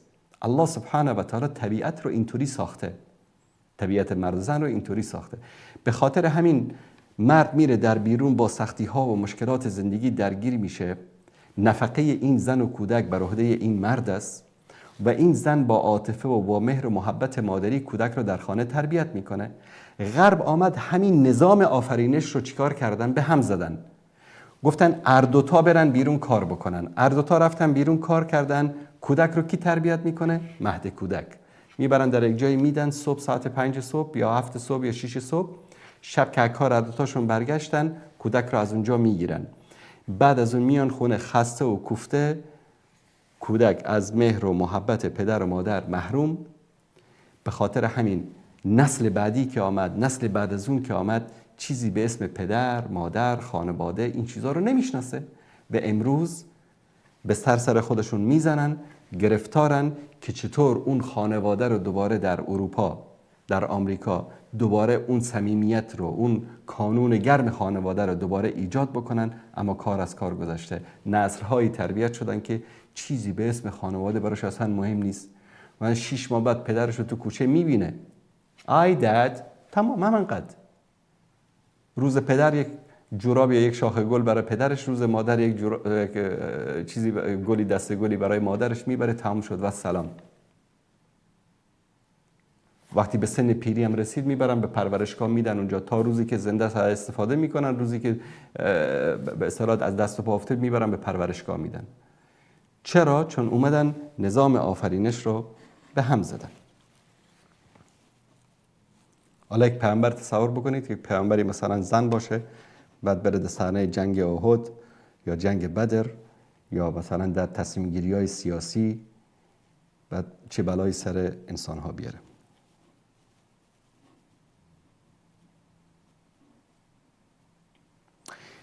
خواهر ما پوپلزه‌ای پرسیدن که بعضی انسان‌های متقی و نمازخوانه اما حق خواهرانشان را نوش جان می‌کنند. حرام است خواهر گرامی، حرام است. یعنی کسی که حق خواهر، مادر، برادر، پدر، حق هر کسی که باشه. ببینید هر انسانی مالک آن چیزی هست که در اختیار دارد و طرف مقابل هر ارتباطی با شما داشته باشد، دور یا نزدیک، مالک به اصطلاح آنچه املاک شخصی که در اختیار اوست. هر گونه تعدی، هر گونه دسترازی، هر گونه ضایع کردن، خوردن حق طرف مقابل در پیشگاه الله سبحانه و تعالی بازخواست داره. و همونطوری که گفتم اگر در جنگ حق و باطل، مثلا امروز در جنگ با اسرائیل به دست سربازان اسرائیلی به شهادت هم برسه، در جهاد فی سبیل الله هم باشه، قرضدار از دنیا رفته باشه. قرضدار ببینید قرض داشته باشه، نه اینکه مال کسی رو خورده باشه. الله سبحانه و تعالی نگرش میداره اونجا. با اون مراتب شهدا نمیرسه تا که قرضش ادا بشه. به خاطر همین رسول الله صلی الله علیه و سلم جنازه را آوردن، پرسیدن قرضی به گردنش هست؟ کسی گفت بله قرضدار است. گفتن جنازتون رو بخونید. رفتن. یکی از صحابه عرض کرد یا رسول الله قرضشو من میدهم. پیامبر صلی الله علیه و سلم برگشتن و نماز رو خواندن برو. مسئله حق و ناس خیلی مهم است. مردم متاسفانه متساهل هستند در این موضوع.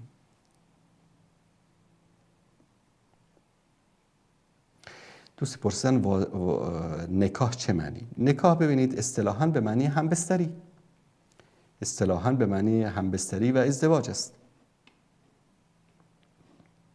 داخل افغانستان رواج داره که مهر دختر رو میگیرن پدر و مادر. خدا رو شکر داخل این عمل انجام الحمدلله که در ایران نمیشه. پس این در هر جایی که باشه درست نیست.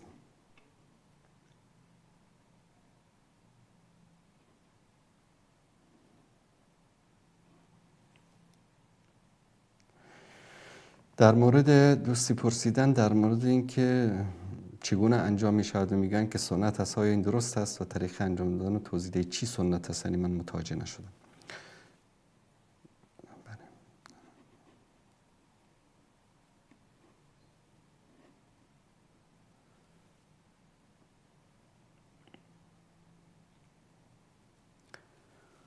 دوست عزیز پرسیدن عاقبت ظالمان را بارها در این مورد صحبت کردیم. یعنی ظلم انواع داره. بزرگترین ظلمی که انسان میتونه در زندگی انجام بده این است که حق الله سبحانه و تعالی رو پایمال بکنه. هر کس به گردن ما حق داره. حق الله هست، حق رسول است صلی الله علیه و سلم، حق اهل بیت است، یعنی خویشاوندان رسول الله صلی الله علیه و سلم، حق صحابه است، حق علماست، حق بزرگان و گذشتگان ما هست، حق پدر و مادر است، حق خویشاونداست، حق حاکم است، حق محکوم است، حق زیردستان ماست، حق فرزندان ماست. هر کس به اندازه‌ای که در دین و در عرف بیان شده به گردن ما حق دارد و هر موقعی که ما حق طرف مقابل رو ادا نکنیم یا ضایع بکنیم در اون صورت ما ظلم کردیم. مثلا الذين آمنوا ولم يلبسوا ایمانهم بظلم اولئک لهم الامن. وقتی این آیه نازل شد ترجمه آیه چی است؟ کسانی که ایمان آوردن و ایمان خود را با ظلم آلوده نکردن، امنیت برای آنهاست. صحابه وار خطا شدن، دستپاچه شدن، اومدن یا رسول الله کدام از ما ظلم نکردیم؟ خامخا انسان از انسان یک ظلمی سر میزنه. پیامبر تبسم کردن گفتن که منظور از این ظلم شرک است. آیا ندیدید که در بنده صالح یا لقمان فرمود که این شرک لظلم عظیم، شرک بزرگترین ظلم است. ببین الله متعال تو رو خلق کرده. برای چه خلق کرده؟ و ما خلقت الجن والانس الا لیعبدون. برای عبادت خلق کرده و برای تو بیان کرده که هم عملی که در این دنیا انجام میدهی، حتی خواب تو، کار تو، میری تجارت میکنی، پول به دست میاری، کیف میکنی، اینو الله سبحانه و تعالی برای تو عبادت قرار داده. تاجری که صادق باشه، امانت کار باشه، با انبیا و صدیقین و شهدا مشهور میشه. یعنی تو عبادت کردی، الله متعال برای تو چی میگه؟ این تجارت کردی، میگه عبادت، اینو برای تو عبادت حساب میکنه. از خانه خارج میشی، به طرف کار میری، زحمت میکشی، شب بر میگردی. از لحظه‌ای که از خانه خارج میشی تا وقت برگشتن مثل یک کسی که در مسجد نشسته داره نماز میخوره، تو داری عبادت میکنی.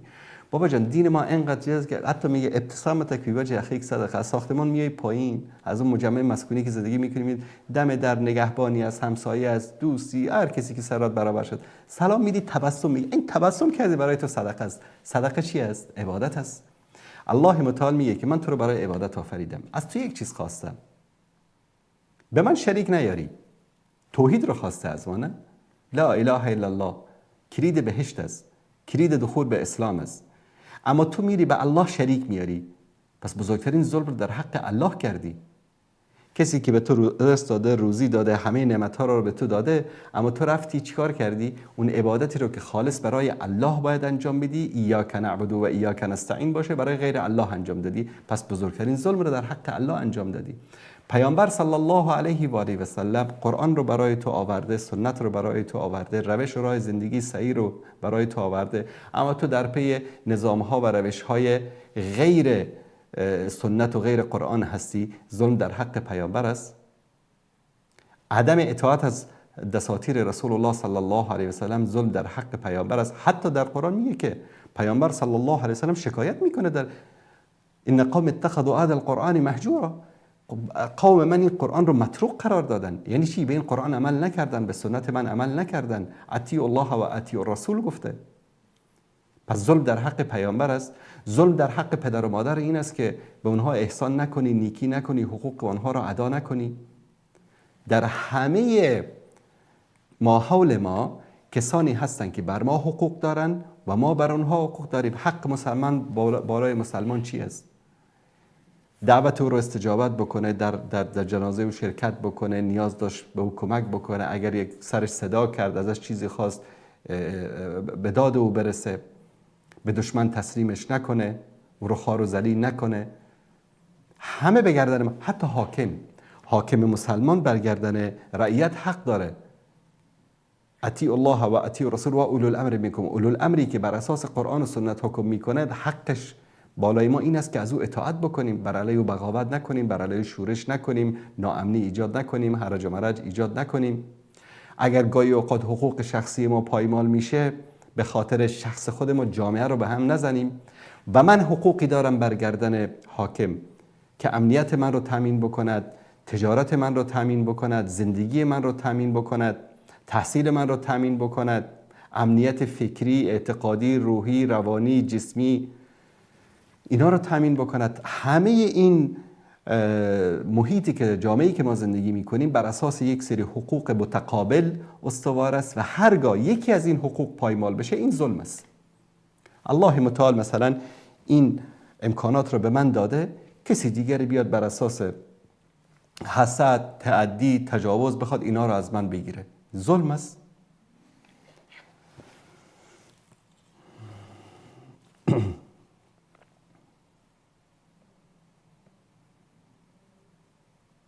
بیننده در مورد هند و پاکستان گفتن که امروز هند و پاکستان با هم درگیر هستن، ما به عنوان مسلمان از کی حمایت بکنیم؟ اصلا سوال جای سوال نیستین. بدون هیچ تردد ما از مسلمانان پاکستان دفاع میکنیم. اینکه اونها چه کردن چه نکردن این برای خودشان. وظیفه تو در جنگ بین اسلام و کفر، تو دیگه نگاه نمیکنی که اینها کی بودن، چه کردن چه نکردن. مادامی که مسلمان هستن، دین به تو میگه که در مقابل کفار باید با مسلمانان همکاری بکنی.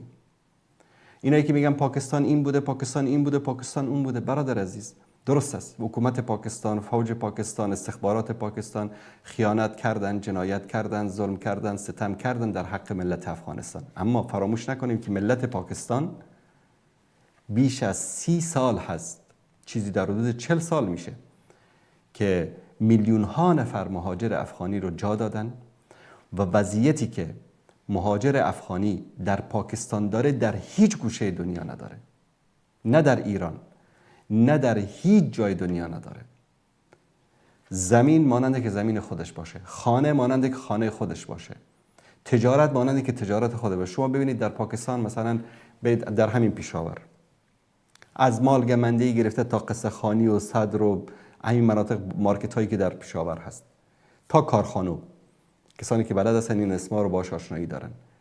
افغانی برای خودش تجارت میکنه، حساب بانکی داره، بزنس میکنه، صادرات داره، واردات داره، هیچ کس هم بهش چیزی نمیگه. در هیچ گوشه دنیا این آزادی رو ملت افغانستان نداشتن که در پاکستان داشتن. پس نباید ظلم بکنیم در حق برادران مسلمان. اگر اشتباهاتی کردن بین خودشان و خدایشان. اما عموم ملت پاکستان با جان و دل در کنار ما ایستادن و هیچ کس معصوم نیست. یعنی شاید از میلیون یک نفر ظلمم کرد، بله شاید. اما امروز وقتی جنگ بین مسلمان ولو که مبتدع باشه، ولو اینکه گمراهی ها داشته باشه، ولو اینکه هر چی که باشه، جنگ بین او و جنگ بین هندوهای گاوپرست باشه و تو بری به خاطر مسائل سیاسی از هند دفاع بکنی یا اینکه هند پاکستان رو میزنه خوشحال بشی، تو باید بری اثر کلمتو بخوانی. نه این مسلمانی تو به درد جرز دیوارم نمیخوره. باید بری اثر کلمه بخوانی. کسی که در این که هند پاکستان رو بمباران میکنه اظهار خوشحالی میکنه، این انسان در ایمان شک کنید، مسلمان نیست.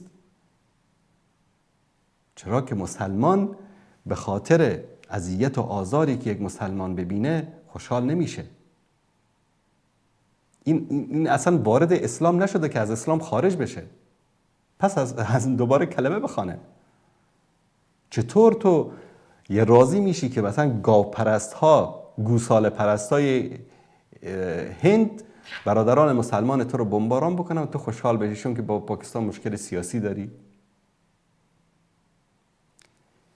این کسایی که اینطوری فکر میکنن اینا مشکل اعتقادی دارن. اینا دین رو نفهمیدن، اصلا توحید رو نفهمیدن، اصلا لا اله الا الله رو درک نکردن، از کوچه لا اله الا الله رد نشدن. اینا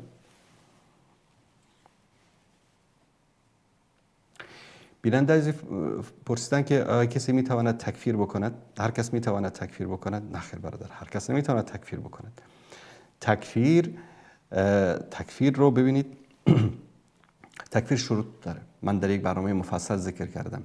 دوستان اگر بتونن کلیپشو پیدا بکنند، یعنی احکام تکفیر یا تکفیر بنویسید، در کنارش ندای حق، طریقه سرچ کردن در یوتیوب رو میدونید. مثلا کلمه تکفیر رو بنویسید، در کنارش ندای حق بنویسید، براتون میاد. مثلا همینجا من دوستان اگر نشون بدن من تجربه بکنم. تکفیر بعد از اون ندای حق بنویسید. صحبت هایی که در مورد تکفیر شده بله میاره، البته با کیبورد فارسی. مثلا اینجا به عنوان باورهای دینی یا اعتقادات روانی مفصل در این برنامه در مورد تکفیر صحبت کردیم. خوبه دوستان عزیز، شب رفتیم به سراغ کامنت ها، دیگه تلفن ها رو. بیننده عزیز سلام علیکم، بفرمایید. الو. بله بفرمایید. سلام، خسته باشید استاد. سلامت باشید. من دو سوال داشتم، سوال که نه ولی دو تا پیشنهاد. بفرمایید. به خاطر اینکه یه شخصی هست که زنگ میزنه همیشه فوش میده، اینو میشناسید دیگه، ایرانیه. بله بله. حالا این عادتشون است، این مردم اینا رو خداوند هدایتشون بده. در واقع اینا از فوش دادن هم خسته شدن، الان خودش فوش نمیده. چند هفته‌ای هست که من برنامه رو نگاه میکنم همیشه. جدیدن این فوشی که میده این خودش نیست، یک کلیپی هست، این پیرمردی تو کلیپ داره فوش میده، این همون کلیپ رو داره پخش میکنه. این شما توجه نکرده بودی، گفتم اینو به شما بگم. خدا هدایتشون بده. اگه چند بار من براتون هم کلیپ رو فرستادم هم لینک که شد، من گفتم استاد این کلیپ داره پخش میکنه که اون داره تکرار میکنه فوشا رو. خوبه. و بحث دومی که صحبت دومی که داشتم درباره شبکه جهانی نوره که الان این برنامه تو نور نیست، ولی همیشه این صداش مشکل داره، صدا و تصویر، اما همین یک ثانیه دو ثانیه تقریبا عقب جلوه، سینک نیست. من چند بار با فرمان تماس گرفته بودم، درست کرده بودم، دوباره خراب شده، چند بار دوباره تماس گرفتم، دوباره خراب شد. الان یعنی الان شما صدا و تصویر با هم هماهنگ نیست میفرمایید، درسته؟ بله بله. الان که شما تو یوتیوب هستید، بله. همیشه شبکه جهانی نور برای شبکه خوبم، چون من با اتاق فرمان تماس گرفته بودم، گفتن که شاید مشکل از رسیور و اینا از طرف خودتونه، ولی بقیه شبکه خوبه، شبکه کرامه و توحید و بقیه شبکه اصلا این مشکل رو ندارن، ولی شبکه جهانی نور این مشکل رو داره. نمیدونم میتونه اینو درست کنه، خیلی آزاردهنده است و خیلی هم، چون ما شبکه جهانی نور شبکه جهانی نور رو دوست داریم واقعا از ته دل، به خاطر برنامه شما و بقیه اساتید میخوام این درست بشه، خیلی آزاردهنده است، صدا و تصویر ما نباشه. من این رو عزیزانمون در اتاق فرمان همین الان یادداشت بکنن، با بخش فنی شبکه نور در میان بگذارن حتما انشالله این رو. من چند بار تماس گرفتم و زیادم باشون بحث کردم، آخرش گفتن یه دستگاهی هست، این دستگاه من نمیدونم دستگاه پخش چیه، گفتن این قدیمیه، گفتم خب اول جدیدشو بخرید، اگه نمیشه لینک دونیت بدین، مسلمانان دونیت میکنن یه چیزی، یه پولی بدن که اول اینو بخرید، دستگاه جدیدشو بخرید. الله المستعان. خیلی ممنون استاد. خواهش میکنم. زنده باشید. واتساپ منم ثبت کنید، بعضی وقتا کاری داشتیم تماسی چیزی، بعضی وقتا خیلی حرفا شما رو قبول دارم. سلامت باشید. درباره چیزی دیگه گفتگو بکنم جواب نمیدیم واتساپ. چشم، حتما انشالله توجه بیشتر خواهیم کرد، حتما انشالله. تشکر شما. زنده باشید. سلام و رحمت الله و برکاته. سلام.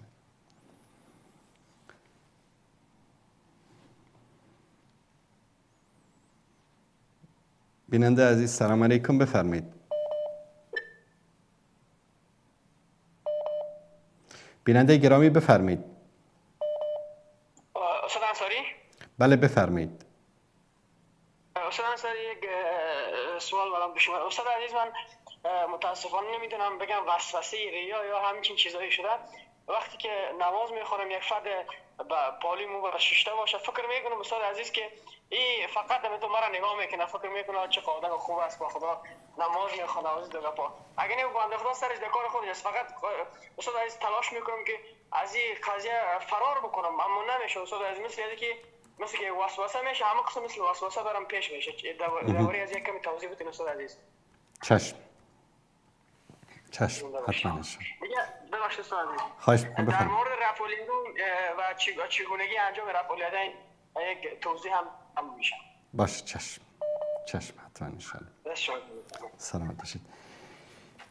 ببینید برادر عزیز، گاهی اوقات بعضی شکار میکنن، مثلا میگن که میخوان برن در یک مسجدی مثلا نماز تهجد بخونن، نماز شب بخونن، سنت بخونن، نفل بخونن، در یک جای عمومی وقت نماز میشه، مثلا خاصا نماز مغرب که وقتش کم هست، امکان داره قضا بشه، میخوان نماز بخونن. شیطان این بهترین وقت است براش. ببینید شیطان با هر کسی از یک دری وارد میشه. مثلا با یک شخص خیلی متقی و پرهیزگار در اینجا دیگه نمیاد بگه که نه وقت حالا نماز نخون، بعداً بخون، اشکال نداره، چون میفهمه که این روش باهاش فایده نداره. در اون صورت چیکار میکنه؟ میگه که الان اینجا نماز بخونم، مردم میگن که چقدر آدم ریاکاری بوده، اومد اینجا جلوی همه میخواد نماز بخونه. شیطان از این طریق شما رو وسوسه میکنه. یا رفتی در مسجد وارد شدی، مثلا میخوای که یک چند رکعت نماز نفل بخوانی، یک چند نفری نشستن در مسجد، اینجا دیگه نمیاد به تو نمیگه که نه ولش کن نماز نخون برو بشین، تو میدونه که این حرفا به شما تاثیر نداره. میاد در اینجا چیکار میکنه؟ الان که شروع کردی به نماز خواندن، اینا چی میگن؟ ببین اینو چقدر ریاکار شده، الان دیگه حالا چیه نماز تراویح مگر قرار است بخونی؟ چند رکعت نماز خوندی، چقدر این رکوع سجده‌اش طولانی شد. بهترین روش این است که انسان در این حالات به شیطان هیچ توجه نکنه. استغفر الله بگه، اعوذ بالله من الشیطان الرجیم بگه، شما کارتون رو بکنید. اون وظیفش وسوسه است. قل اعوذ برب الناس ملک الناس اله الناس من شر الوسواس الخناس. این وسواسی که پنهانی در درون ما رو وسوسه میکنه. و رسول الله صلی الله علیه و سلم میفرمایند الشیطان یجری من بعد مجرى الدم. شیطان مانند خون در رگ‌های انسان میگرده. و یک نصیحت خاص و ویژه برای شما برادر عزیز این است که هیچ وقت اذکار صبح و شامتون رو ترک نکنید.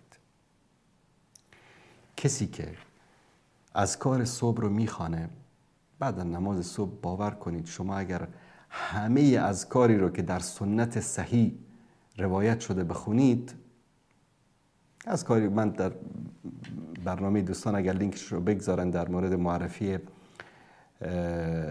مسلی، اپلیکیشن مسلی خدمتتون بیان کردم و این بشارت هم بهتون بدم که این اپلیکیشن به زودی ان شاء الله به فارسی ترجمه میشه. داریم کاراشو انجام میدیم. یکی از دوستان دارن زحمتشو میکشن، به زبان فارسی هم در اختیار شما قرار خواهد گرفت. همه اون اذکار و دعایی که در اونجا ذکر شده، همه رو شما اگر بخونید شاید نیم ساعت وقتتون رو بگیره بعد از نماز صبح. من در اون برنامه در مورد اذکار صحبت میکردم، برادری نوشته بود که پس ما بشینیم فقط ذکر بکنیم دیگه، کار و زندگی دنبال کار و زندگیمون نریم. دوستان عزیز، یعنی گاهی اوقات ما ارزش این اذکار رو نمیفهمیم.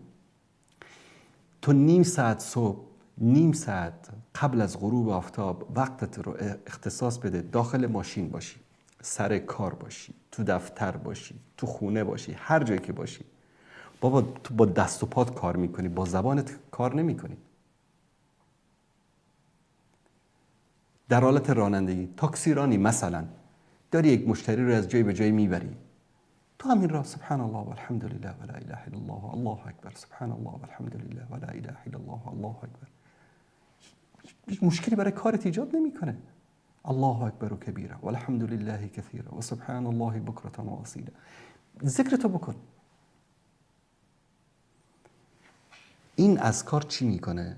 صبح که این ذکر رو کردی تا شب تو در داخل یک قلعه هستی، یک حصن در عربی بهش میگن. داخل یک قلعه هستی که شیطان نمیتونه به تو وارد بشه، نمیتونه تو رو اذیت بکنه، نمیتونه تو رو وسوسه بکنه. و شب قبل از غروب آفتاب این اذکار رو انجام بده تا وقت خواب، تا صبح تو در داخل این قلعه، در داخل این دژ در حفظ و امان الهی هستی. کلاً یک ساعتت رو بدون هیچ زحمت فیزیکی، فقط با زبان. صحابه جهاد میکردن، خرید و فروش میکردن، تجارت میکردن، همیشه در حالت ذکر بودن. بعضی روایت از حالا صحت و سقمش رو نمیدونم، یعنی از من به عنوان روایت صحیح نگیرید، شنیدم میگن گاهی اوقات صحابه به عنوان اندازه با ذکر عادت کرده بودن که اگر وارد بیت الخلا میشدن، وارد توالت میشدن، یک سنگی رو، یک چیزی رو زیر دندانشون، زیر زبانشون میگذاشتن که این زبان آرام بشینه، نه ذکر نگن، چون عادت کرده بودن. و والله اگر شما عادت بکنید واقعا مجبور میشید که مثلا وارد توالت شدید به یک شکلی جلو خودتون رو بگیرید که در اونجا ذکر نکنید. خب ذکر کردن در توالت درست نیست. وارد توالت میشید ذکر خاص خودش رو داره. این ذکر کردن همه این وساوس و همه اینا رو از انسان دور میکنه. الان شما میرید مثلا، به یکی از دوستان چند روز قبل همین مثال رو بهش دادم. طرف مشکل روحی روانی داره و متاسفانه امروز در اروپا و آمریکا 99.99% مردم مشکل روانی دارن، مشکل به اصطلاح پسیکولوژی دارن. در اروپا و آمریکا طرف میره به خاطر اینکه با یک روانشناس اپایمنت بگیره و نصیحت‌های او رو گوش کنه، فقط براتون حرف میگه، مثلا میگه این کارو بکن، این کارو بکن، این کارو بکن، فقط همین 4 تا سوال ازت میپرسه. بعد روش مشترک درمانیشون چی است؟ سعی کن خوشحال باشی، سعی کن به خودت انرژی مثبت بدی، بگی بله من خوبم، من خوشحالم، من فلانم. این اذکار همین انرژی مثبت رو هم به تو میده. وقتی تو میگی سبحان الله، ببینید یکی از اذکاری که ما میکنیم سبحان الله است. بعد از نماز میگیم سبحان الله سبحان الله، یا در اون ذکر طولانی سبحان الله و بحمده عدد خلقه و رضا نفسه و زنت عرشه و مداد کلماته. این سبحان الله و الحمد لله و لا اله الا، این سبحان الله ببینید اکثرا در اذکار ذکر میشه. این سبحان الله رو وقتی که تو با اعتقاد بگی، میدونی یعنی چی؟ یعنی پروردگاری است، ذاتی است که همه اختیار جهان در دست اوست.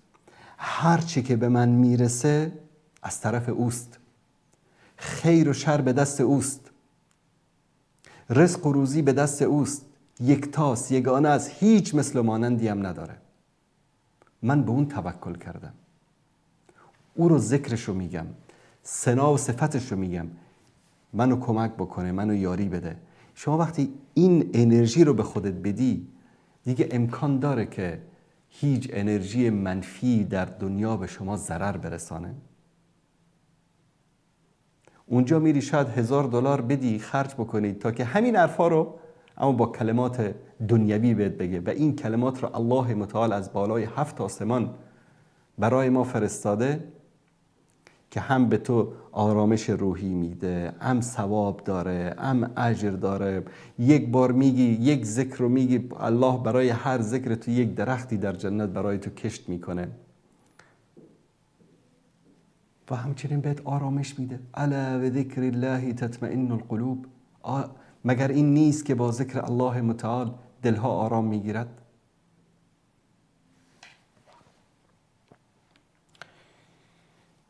بیننده عزیز سلام علیکم، بفرمایید. سلام علیکم. علیکم السلام و رحمت الله و برکاته. استاد محترم جور هستیم، صحت شما خوب است؟ زنده باشید، سلامت باشید، بفرمایید.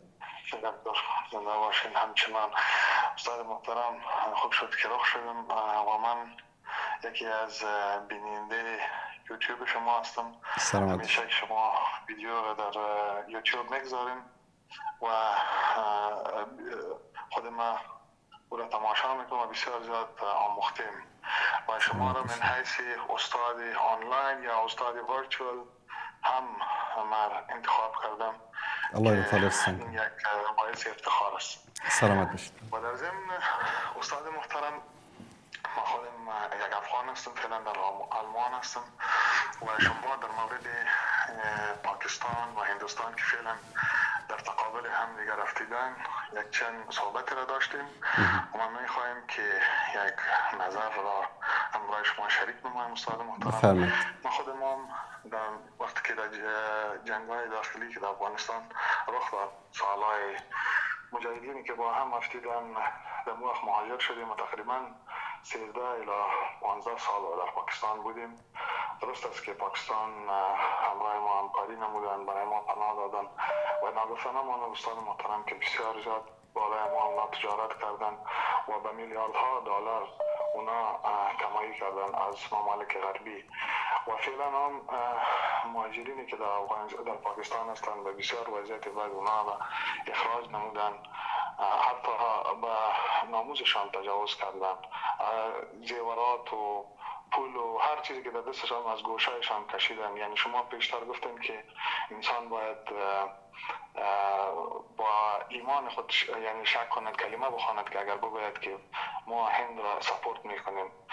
ما هیچ وقت یعنی من فعلا من حیث یک افغان و مسلمان به هیچ قانون یک قوه کفری در مقابل اسلام به هیچ عنوان ما قبول ندارم. اما جفایی را که پاکستان در حق افغانان نمودن، عین از وقت داود خان که سر قدرت آمده بود تا به امروز ما از پاکستان خاطره خوبی را نداشتیم. اونا هیچ وقت ما را من حیث یک مسلمان یا هر رژیمی که در افغانستان قرار گرفته، اگر طالب بوده، اگر خلق پرچم بوده، اگر جمهوریت بوده، اگر حتی وقت ظاهر شاه، اینا امو تخریبکاری خود ادامه میدادن، امو منافقت خود اجرا نمودن، مسلمانان را در دست کفار بسیار پول ناچیز اینا میفروختند. حتی امو پاکستانی خودشان از اینا ناراضی هستند. فعلا هم که در تقابل هند افتیدن، نه پشتون پاکستان و نه هم بلوچ پاکستان همراه اینا ایستاده هستند، میگن که پنجاب میفهمه و جنگش هم میفهمه. نو من میخواستم اینمی را همراه شما شریک نمایم استاد محترم که به هیچ عنوان من فکر میکنم و به این مطمئن هستم که هیچ افغان اگر مسلمان میگه خدا اگر کلمه میخواه با امرای کفار دست نخواهند. اما پاکستانی ها چنان ظلم و جفای نمودن که اگر هر چند آدم بگوید که ما با اینا هستیم، خب قلبا بسیار ما را آزار دادن. تا فعلا هم همین حکومت امارات اسلامی که در افغانستان موجود است، وقتی میوه و مقت غله که میای اینا که وقتی که میخواین صادرات کنن، بندر ترخمه یا بندر چمن میبندن، اون چیزی مال که باید اینا با پاکستان بفرستن، اونا کل دمون را فرسوده میشن. یعنی هیچ وقت اینا در مقابل ما یعنی نیت خوب نداشتن. به مو خاطر فعلا ما اتنه که ما اینجا مباحث میکنیم، جشن گرفتیم که این مسلمان ها را زد و مسلمان ها را قتل عام میکنه و ما بسیار خوش هستیم. خب ما میگیم یعنی حکومت ظلم که فعلا در پاکستان است با بالای مردم های محلیشان ظلم و تعداد انجام میدن، اینمی باید از بین برود. با حکومت اونا حکومت اسلامی هم است استاد محترم، قانون اونا قانون انگریز است، بنا شده به نام انگریز. پاکستان که جورم شده بود 4 سال، اگر در گوگل شما سرچ کنید 4 سال پادشاه انگلیس رهبری را انجام میدادن و بعدا هم امی الیزابت که فوت شد باز یک 3 یا 4 سال او پادشاه پاکستان بود تا 1952. یعنی در گوگل موجود است اگر من سالها را غلط نکرده باشم. اینا اونجا پادشاهی را انجام دادن و اردوی اینا، فوج اینا، پلیس اینا متداوم در خدمت غرب است، در خدمت انگلیس است، در خدمت امریکا است. چیزی که اشاری اونا است اینا همان کار را انجام میدن. اینو میخواستم همراه شما شریک نمایم استاد محترم. تشکر. زنده باشید. سلامت باشید. زنده باشید. خدا نگهدار شما. صحبت هایی که برادر عزیز ما کردن من 100% با ایشان موافق هستم. هیچ اعتراضی به این ندارم و ایشان هم با اصل جوهری صحبت هایی که من بودن انجام دادم یقین دارم که موافق هستند. ما داریم قضیه را از منظار دین میبینیم، از منظار دین داریم نگاه میکنیم، یعنی با دید بر اساس قرآن و سنت داریم صحبت میکنیم. در این که حکومت پاکستان، ارتش پاکستان، استخبارات پاکستان، من ذکر کردم در صحبت ها، چه در دوران جهاد با روس ها، چه در دوران در سقوط امارت اول، که باور کنید یعنی من خودم اینا رو زندگی کردم، دیدم. یعنی من وقتی که در مورد ایران صحبت میکنم، در مورد تاجیکستان، در مورد پاکستان، اینا نه اینکه از دور این چیزها رو دیده باشم، زندگی کردم، دیدم که اینها مجاهدین رو با بهای ناچیز به امریکا فروختن. استادهایی که برای تعلیم در مدارس، در دانشگاه ها، در دانشکده ها، در انستیتوت ها در پشاور بودن یا در شهرهای دیگر پاکستان بودن. اینا رو میگرفتن، دست و پای اینا رو میبستن، به آمریکایی‌ها به عنوان افراد القاعده میفروختن. یعنی اینها رو ما انکار نمی کنیم. حتی زنان و کودکان عرب ها رو هم فروختن. حالا شاید بعضی بگن خوب کردن و غلط کردن آمدن به افغانستان. این یک بحث جداست، وارد اون بحث نمیشیم. حرف گفتن در اونجا هم هست. اما توی یک مسلمان، رسول الله صلی الله علیه وسلم در حدیث صریح و صحیح بیان میکنن که مسلمان برادر مسلمان است. مسلمان برادر خود را به کفار تسلیم نمیدهد. اما اینا کردن، فروختن. یعنی همین مولا عبدالغنی برادر که فعلا معاون اقتصادی رئیس الوزراء هست، در پاکستان دستگیرش کردن، با آمریکا فروختن. عبدالسلام ضعیف سفیر که یعنی در عرف دیپلماتیک شاید بدترین کشور روی دنیا، این کار در تاریخ بشر صورت نگرفته که در پاکستان صورت گرفت که سفیر بر حال یک کشور رو بگیر، دست و پایش ببند، تحویل آمریکا بده، بفروش.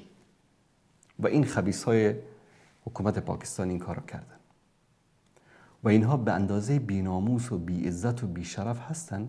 این استخبارات اینا ISIشون، گرچه در بینشون انسان‌های خوب هم وجود دارد، ما تعمیم بر عام نیست، یعنی که عمومشان رو بگیم، اما اکثریت کسانی که حاکم هستن بر این دستگاه‌ها انسان‌های بسیار پست و رذل و بی‌شرفی هستن.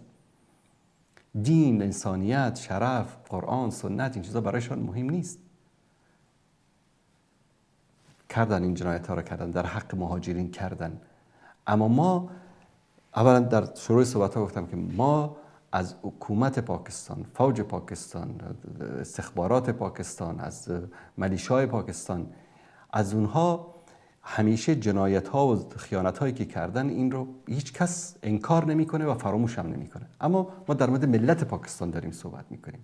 این ملت ها مغلوب علی امرهم، یعنی اکثر ملت های دنیا امروز در دست طواغیت و حکامی گرفتار هستن که حول و قوه‌ای ندارن. چیکار باید بکنن؟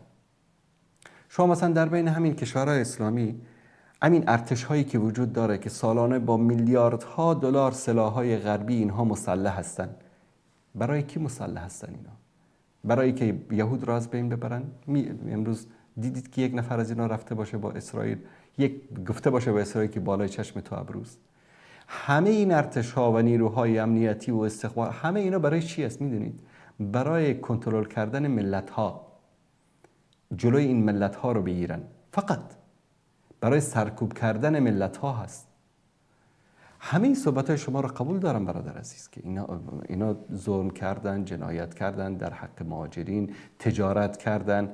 من تفاصیلش رو شاید که شما اصلا ندیده باشید، من دیدم که بهترین گندمی رو که کمک میشد به مهاجرین افغان خودشون میگرفتن، بدترین گندم تاریخ تیر شده به اصطلاح پاکستانی رو میدادن به مهاجرین افغانستان. ما دیدیم، زندگی کردیم.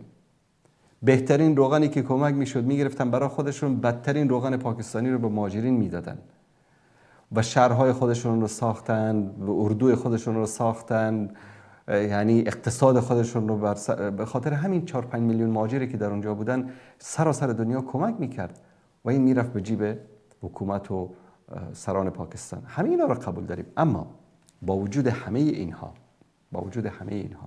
آیا امروز در جنگ بین هند و پاکستان ما باید در کنار هند باشیم یا در کنار پاکستان؟ دین به ما شما میگه که در کنار پاکستان، چون در کنار مسلمان. وانگهی یک مثال تاریخی به شما بزنم.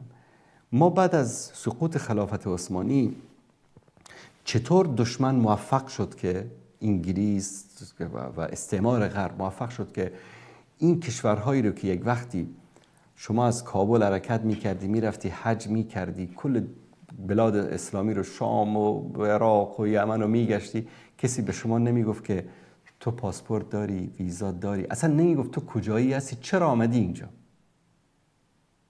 زیاد دور نمیریم، 100 سال پیش این وضعیت جهان اسلام بود.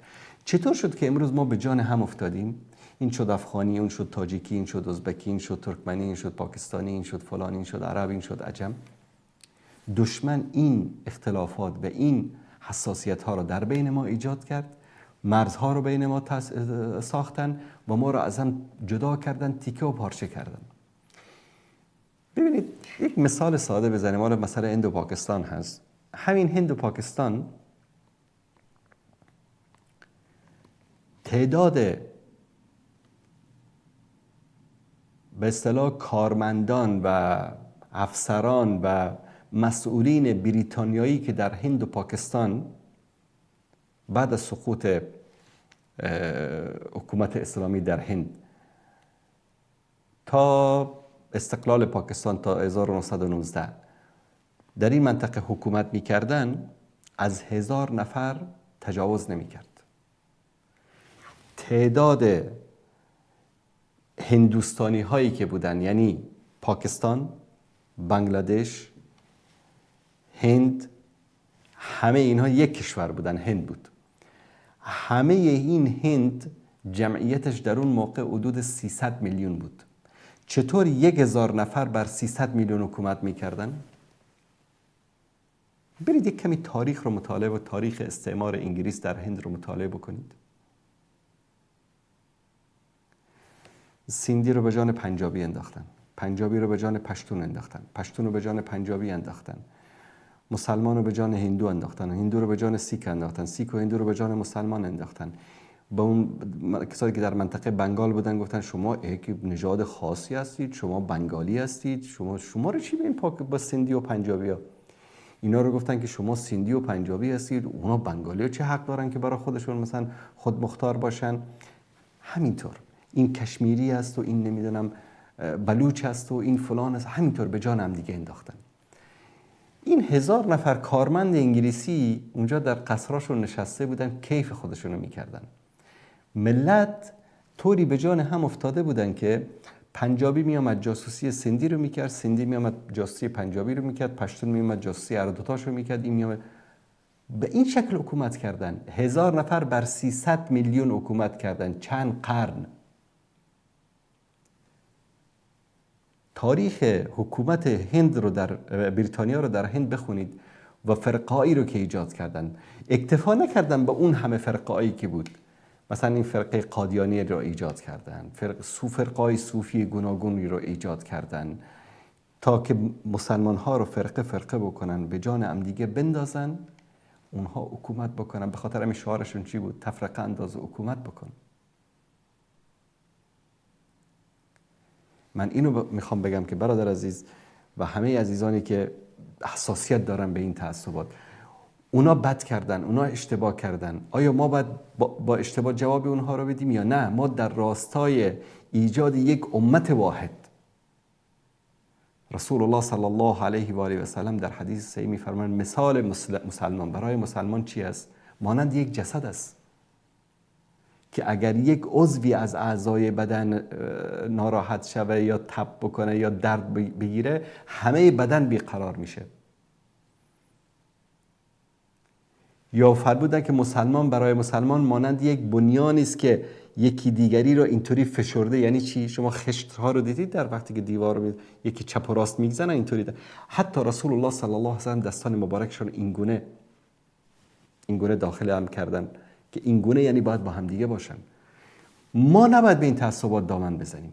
حالا چون که 4 تا پلیس کثیف پاکستانی مثلا فلان جنایت رو کرده، ما امروز بگیم که ملت بیچاره پاکستان را هند بیاد بمباران بکنه. واقعا دارم هیچ مسلمان واقعی این فکر رو نمیکنه. بیان همه رو از بین ببره چون که یک پلیسی به من ظلم کرده.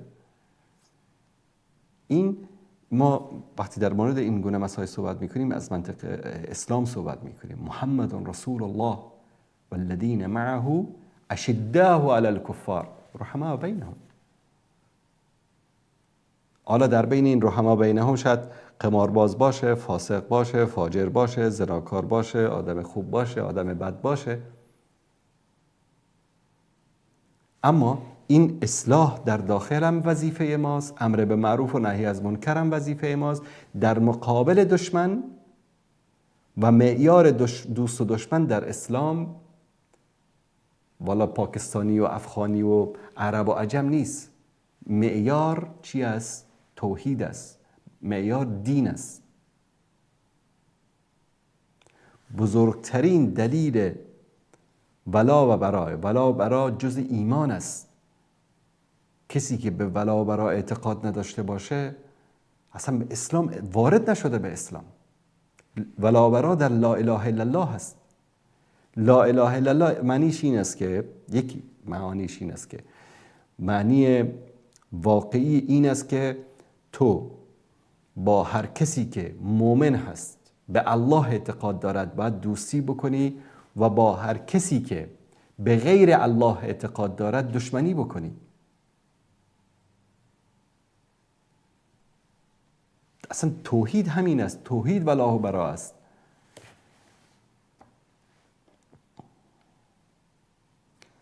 سلام علیکم و رحمت الله. بفرمایید. سلام علیکم و رحمت الله. علیکم السلام و رحمت الله و برکاته. استاد انصاری خوب هستید؟ سلامت باشید. زنده باشید. یک سوال داشتم. ما در اروپا نماز جمعه را در یک مسجد بله. دو بار میخونن. یکش ساعت یک، دیگرش ساعت به خاطری که از حساب مساحت مسجد نه اونقدر کلانه. مثال امین جمعه را دو بار میخونن. مثال اماما عوض میشوند. امین جای شرعی درسته؟ مثال دو بار خوندن نماز جمعه را در یک مسجد اشکالی نداره. مادامی که جای تنگ باشه، جای چیز نباشه، اشکالی نداره.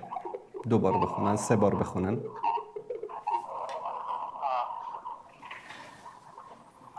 بعضی از علمای احناف در مورد جماعت دوم در مسجد یعنی چیز دارن، اما رأی جمهور علما این است که هیچ اشکالی نداره. بله. تشکر از شما. زنده باشید. سلام باشید. سلام. بیننده گرامی سلام علیکم. بفرمایید. علیکم السلام و رحمت الله. جناب استاد خوب هستین؟ بخیر. سلامت باشید. زنده باشید. جناب استاد شما بارها میگین که شیعه های اهل تشیع بعضی هستن که خیلی خوب هستن و بعضی اهل تشیع علمای خیلی خوب هستن. شما چندین مرتبه این گپ گفت که میدهی سخن شما یک تناقض وجود نداره جناب استاد؟ کجاش تناقض است؟ یعنی جناب استاد شیعه که مثال شما میگید که شیعه خوب است یک گروهش، مثال شیعه که اعتقاد به 12 امامی داره اما اعتقاد حضرت ابوبکر را لعن نمیکنه، صحابه را لعن نمیکنه، آیا نمیشه که شیعه خوب بگوییم؟ بله. چه اشکال داره مثلا؟ نه استاد دیگه امکان نداره. خیلی کسی که اعتقادش به 12 امام باشه، 12 امام معصوم بدانه و چی نمیتونه کارم خوب بگوییم. ببینید مسئله اسمت ائمه یک مسئله جدا هست و این رو اکثر شیعیان میدانن که اسمت در قرن سوم به بدنه شیعه چسبید. یعنی قبل از قرن سوم اصلا اعتقاد به اسمت وجود نداشت.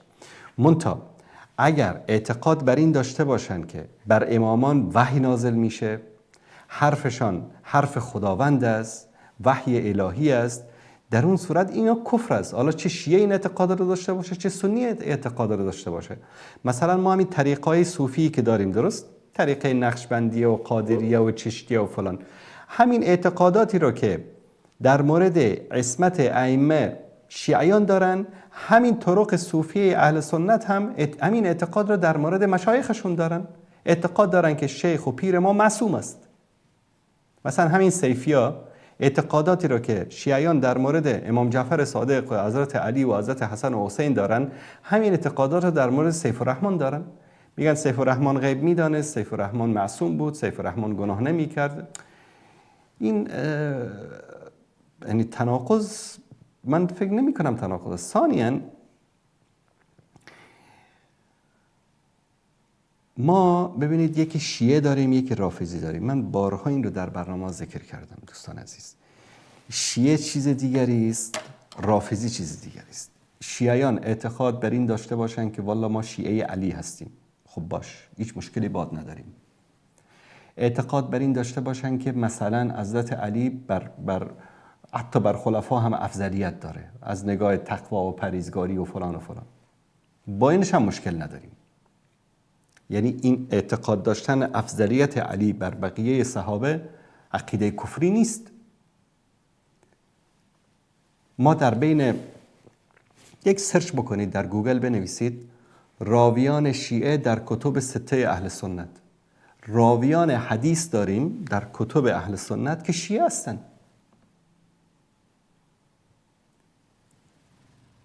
و علما در سیرت اینها وقتی که ذکر میکنن جریر ابن عبدالحمید است و نمیدونم اسماعیل ابن ابان است و فلان، این شیعه هستن. همه علمای حدیث از اونها حدیث روایت کردن چون مشرک نبودن. ببینید قضیه اعتقاد، طواف کردن به قبر، از قبر خواستن، لن فرستادن به صحابه، نمیدونم سجده کردن به طرف قبر، این اعتقادات بیشتر این اعتقادات در زمان صفویت وارد تشیع شده. تشیع قبل از صفویت یک چیز دیگری است. بعد در بین تشیع ما فرقایی داریم.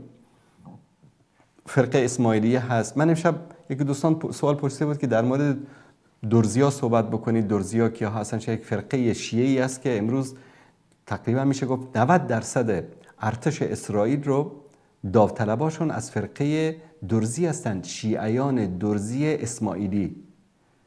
یک چیز عجیب است براتون.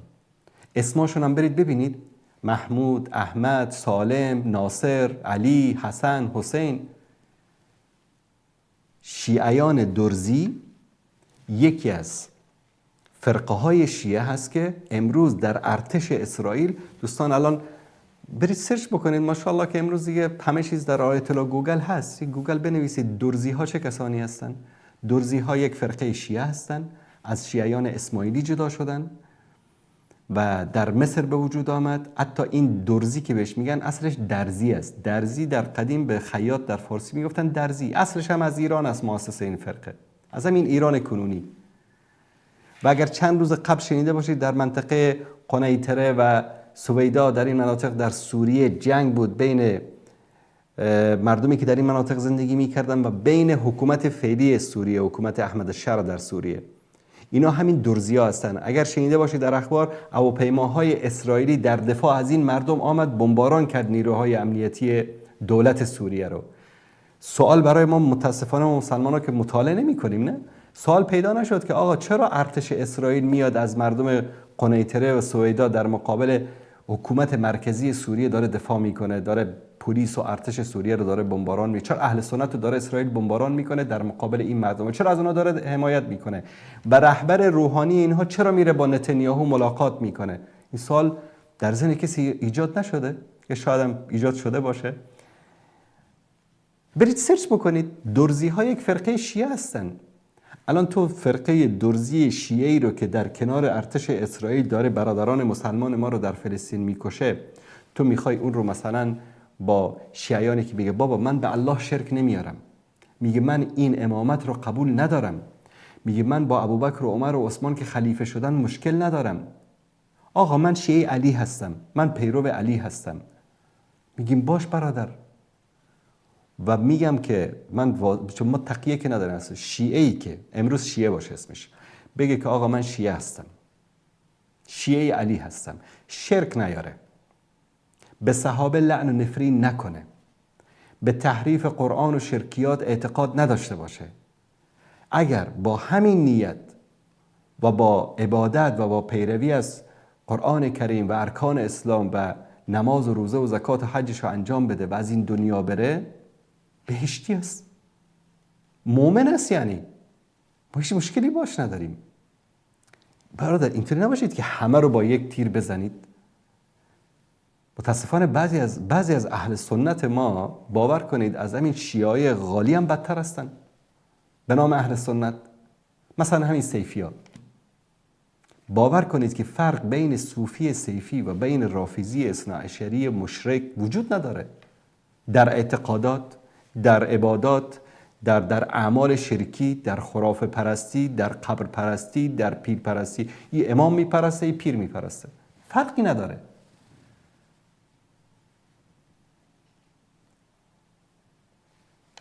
متاسفانه تماس شما قطع شد، اما من دوست داشتم این تماس های مستقیم گاهی اوقات مشکل ایجاد میشه. دوست عزیز اگر خواستید در این مورد بیشتر صحبت بکنید انشاءالله.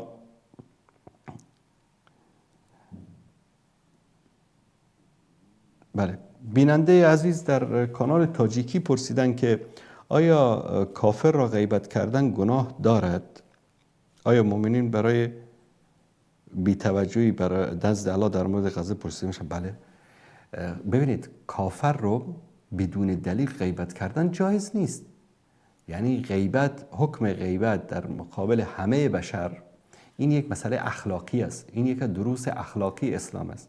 الا کسی که کافری که کفرش، ضررش برای مسلمان ها عیان باشه و مضر باشه، تو مثلا بری پیش همسایت بگی که والله مثلا جورج ابن مایکل مثلا این مشکلات رو داره، حواست باشه، به خاطر اینکه بیدار بکنی همسایت و دوست و برادر مسلمانت رو، خطر اون رو بیان بکنی، در این صورت اشکالی نداره. اما غیبت مسئله اخلاقی است. انسان غیبت کردن، دروغ گفتن، دزدی کردن، همه این اموری که متعلق به اخلاقیات است در مقابل کافر و مسلمان و در همه بشریت حکمش یکی است. آیا به خاطر بی‌توجهی برای مردم غزه در نزد الله پرسیده میشیم؟ 100% پرسیده میشیم. چطور پرسیده نمیشیم؟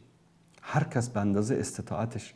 اگر تو امروز استطاعت این رو داری که $1 مثلا به مردم غزه کمک بکنی و نمی کنی، مسئول هستی.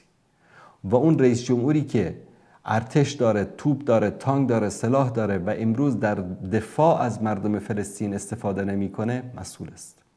و اون سربازی که در سر مرز وایستاده و از ورود مواد غذایی از اردن، از مصر، از کشورهای دیگه به غزه جلوگیری میکنه، مسئول است. هر کس مسئول است. هیچ کس نمیتونه که از بار این مسئولیت. عالم مسئول است. عالمی که امروز حق رو بیان نمیکنه، دعوتگری که امروز حق رو بیان نمیکنه، ژورنالیستی که امروز حق رو بیان نمیکنه، همه مسئولن. هر کس به اندازه استطاعتش در نزد الله سبحانه و تعالی مسئول است. بله، سلام علیکم، بفرمایید. بله بفرمایید بیننده گرامی. سلام علیکم و رحمت الله و برکاته. علیکم السلام و رحمت الله و برکاته. واسه آقای هاشمی نگم بفرمایید. سلامت باشید. بفرمایید. یه سوالی داشتم در مورد شیرخوارگی. میتونم ازتون سوال کنم؟ در مورد شیرخوارگی، مثلا با یکی ازدواج میکنم، مثلا اون شیرخواره یک مدل شیرخواره است. والا این گونه مسائل رو از امام مسجد، علمایی که در نزدیکتون هست بپرسید بهتر است. مسائل شیرخوارگی، طلاق، نکاح، اینا خیلی مسائل حساسی است. چون میدونید مسئله حرام و حلال کردن دو انسان هست. درست است. زنده باشید برادر. سلامت باشید. خواهش میکنم. تشکر از شما. زنده باشید. سلام علیکم. علیکم السلام و رحمت الله و برکاته.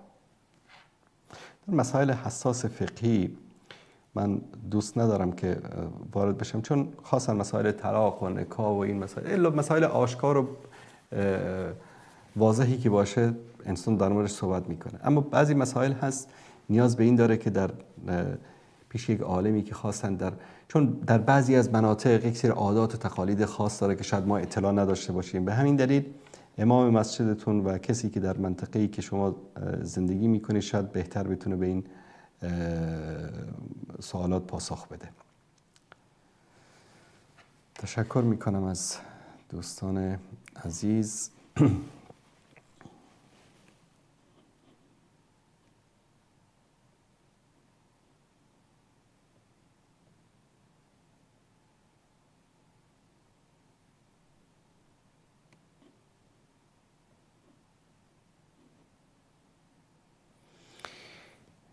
بیننده ای نوشتن که در همین برنامه جواب بدهید.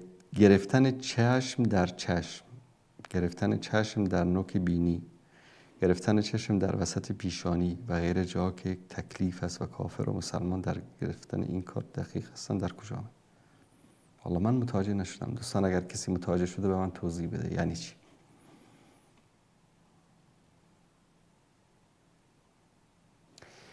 بیننده عزیزی نوشتن که غیر مسلمان مظلوم و خیرخواه نزد الله بیشتر نزدیکتر است از مسلمانی که ظالم است. ببینید بستگی داره که به چی نزدیک است. از نگاه ایمان بگید به الله متعال نزدیک است، این غلط است. اما اگر یک مسلمانی ظالم باشه بر یک کافری یهودی نصرانی که مظلوم باشه ظلم و ستم بکنه و اون کافر داد بزنه یا الله به داد من برس، باور کنید الله سبحانه و تعالی این کافر رو با کله تیکه پارش میکنه.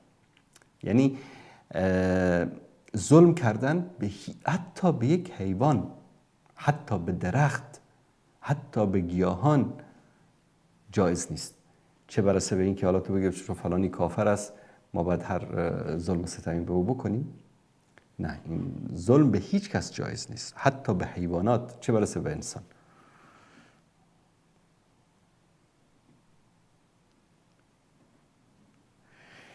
بیننده نوشتن که ملای مسجدشان برود مانده و ریششان را ماشین کرده است. دوستان عزیز، از نگاه اعتقادات اهل سنت در مسائل فقهی، اگر امام مسجد در صورتی که ایکس شروط البته هست، یعنی قاری باشه، اگر که در شهر مثلا 2 تا قاری وجود داره در اون منطقه، اون که خوش صداتر است اون باشه، اون که عالمتر است و اون که سنش بالاتر است، اونی که ازدواج کرده است، یعنی یک سری شروط علما گذاشتن در چیز. اما در یک جایی شما اکثرا امروز در بعضی دانشگاه‌های اسلامی هم که از دانشکده الهیات یا شریعت هم فارغ هستن، طرف ریشش هم میتراشه و کسی دیگری نیست، آدم ریشداری نیست، یا مسجد از طرف یک اداره کنترل میشه که همچین شخص رو در اونجا تعیین کردن. نماز خواندن پشت این گونه انسان، یعنی در نماز ما مشکلی رو ایجاد نمیکنه، نماز ما ادا میشه و مشکلی رو ایجاد نمیکنه. سعی کنید که باش صحبت بکنید که ریشش رو بلندتر بگذاره و چون بعضیا که حالا این کارو میکنن برای خودشون دلایلی هم تراشیدن و دلایلی هم دارن، اما نصیحت بشه، بهشون گفته بشه و اگر که کسی دیگری وجود نداره که حتی شکل و شمایلش به سنت رسول الله صلی الله علیه و سلم برابر است، نماز خواندن پشت این گونه انسان مادامی که شرک نداشته باشه، تلاوت قرآنش اشکال نداشته باشه، جایز است. خاصا سوره حمد.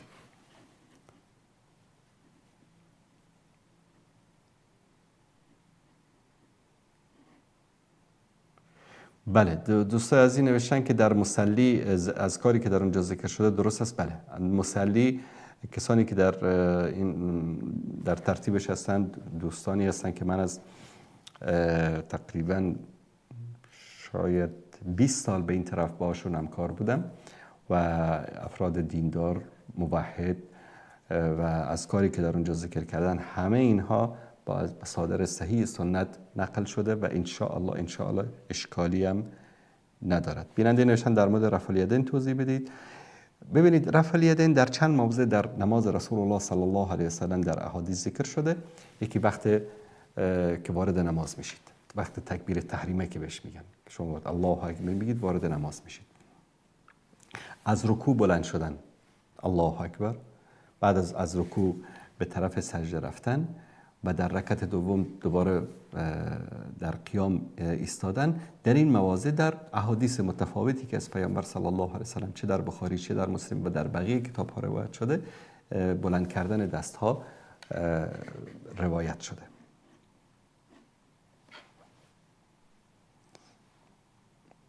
خب دوستان عزیز، کم کم به پایان برنامه رسیدیم.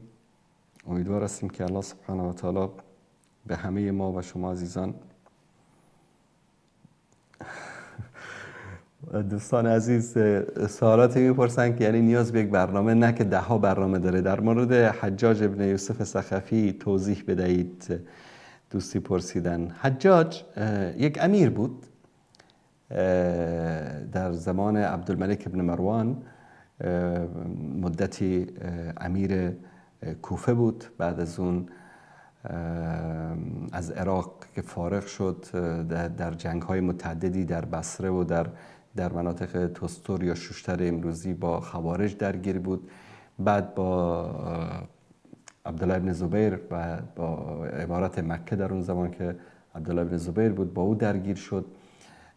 شخصی بود، یک امیر بود، امیر یک فرمانده نظامی بود، ظالم بود، ستمگر بود، بیرحم بود و در قتل و کشتار اصلا هیچ حد و مرزی نداشت. منتها با وجود همه این بدیهایی که در شخصیت حجاج ابن یوسف ثقفی بوده، حتی زدن خانه کعبه با منجنیق، کشتن بعضی از تابعین مانند عبدالله ابن زبیر و اینها، با وجود همه اینها خدمات زیادی هم کرده به اسلام، به مسلمان ها. مثلا سرکوب کردن فتنه خوارج یکی از حسنات حجاج ابن یوسف ثقفی است و در اصل معلم قرآن بود همین حجاج ابن یوسف ثقفی و میگن که همین اصطلاح تشکیلی هم که در قرآن کریم گذاشته شده فکر کنم در زمان او و به امر او شده، به خاطر اینکه چون معلم قرآن بود و میدید که بعضی از غیر عرب ها قرآن رو درست نمیخونن، امر کرد که این زیر و زبر داده بشه. یعنی ظلم و ستمی که کرده به عنوان یک فرمانده نظامی به جای خود و در بعضی از موارد کارهای خوبی هم انجام داده، اما در این که یک انسان یعنی ظالم و ستمگر بود شکی نیست. یعنی اجماع علمای اهل سنت بر این است که خاصا کسانی که علمای رجال یعنی در موردش که صحبت کردن میگن که انسان مصرف بود در خونریزی و قتل و ظالم بود، ستمگر بود و بسیار از انسانهای صالح به شهادت رسیدن. مثلا سعید ابن جبیر یکی از کبار تابعین و یکی از علما و فقهای تابعین بود، به دست حجاج به شهادت رسید و یعنی انسانی بود که خلاصه شمشیرش در مقابل کسی که مخالف حکومت بود هیچ مراعات هیچ کسی رو نمی کرد، کائن من کان.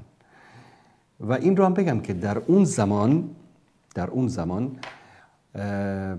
اگر این قتل و کشتاری رو که در بین فقها و علما و تابعین و انسانهای خوب انجام داد، اگر این نمی بود در زندگی حجاج ابن یوسف ثقفی، به نظر من با مطالعه‌ای که در این دوره امویان داریم یعنی و وقایعی که رخ داد، انسانی بود که واقعا خدمت بزرگی کرد. اگر این جنایتاش نمی بود، اگر نمی بود، با این عبارت اگر نمی بود، چون مناطق کوفه و بصره و اینها از زمان سیدنا علی رضی الله تعالی عنه مکان فتنه و آشوب و جنگ و درگیری و خیانت و به علی خیانت کردن رضی الله تعالی عنه، به فرزندش حسن خیانت کردن، به فرزندش حسین رضی الله تعالی عنه خیانت کردن، او رو شهید کردن. و عراق شده بود یک سرزمین فتنه و فساد و جنگ و درگیری و گروه پارچه پارچه. کأنه الله سبحانه و تعالی حجاج رو فرستاد، فرستاد که اینها رو فقط جزای اینها رو بده. یعنی اینها رو به خاطر همه این خیانت ها و جنایت هایی که کردن، الله سبحانه و تعالی همچین یک شخصی رو فرستاد که اینها رو از دم تیغ بگذرانه. یعنی کم جنایت که نکردن. شما تصور بکنید لشکر جمع شدن اومدن نوه رسول الله صلی الله علیه و سلم، گل خوشبوی رسول الله صلی الله علیه و آله و سلم، حسین ابن علی پسر فاطمه رو رضی الله تعالی عنها رو در کربلا به شهادت رساندن. و الله سبحانه و تعالی کسی رو فرستاد که دیگه اصلا رحم و مروت سرش نمیشد. سر بلند میکرد میزد. در اولین خطبه‌ای که در مسجد کوفه آمد، مردم کوفه به اندازه پررو شده بودن که مثلا امیر می اومد، خلیفه می اومد اونجا صحبت میکرد، سر منبر یا یک عالمی صحبت میکرد، فکایی میگفتن، شوخی میکردن، مسخره میکردن. این که اومد در اولین خطبه‌ای که در مسجد کوفه داد، گفت که میبینم که سرهایی بلند شدند، سرهایی سبز شدند و اکنون وقت چیدن آنهاست. یک جمله جالبی میگه امیر المؤمنین، منظورش عبدالملک ابن مروان است، به من 2 شمشیر داد. یکی شمشیر رحم و مروت، یکی شمشیر قاطعیت و به اصطلاح بیرحمی. والا میگین شمشیر رحم و مروت رو در وسط راه گم کردم، الان یک شمشیر دست من مونده. و بعد از اون زد، یعنی هر کی سر بلند میکرد سرشو میزد. خوارج رو تارمار کرد، یعنی خوارجی که صحابه رو به شهادت رساندن و تابعین رو به شهادت رساندن، به زنان صحابه رحم نکردن، زن حامله رو شکمش رو پاره کردن، جنینش رو در آوردن، سرش رو بریدن. یعنی اون کارهایی که خوارج اون زمان کردن شما داعش هیچ کار نکردن. همین خوارج رو علی نتونه سرکوب بکنه، معاویه نتونه سرکوب بکنه، یزید نتوانه سرکوب بکنه، اما حجاج ابن یوسف ثقفی گریمشون رو جمع کرد از این منطقه، کلا همشون رو تار مار کرد. خوبی هایی هم داشته، ای کاش اون ظلم و جنایت ها رو در حق انسان های متقی و پرهیزگار انجام نمیداد.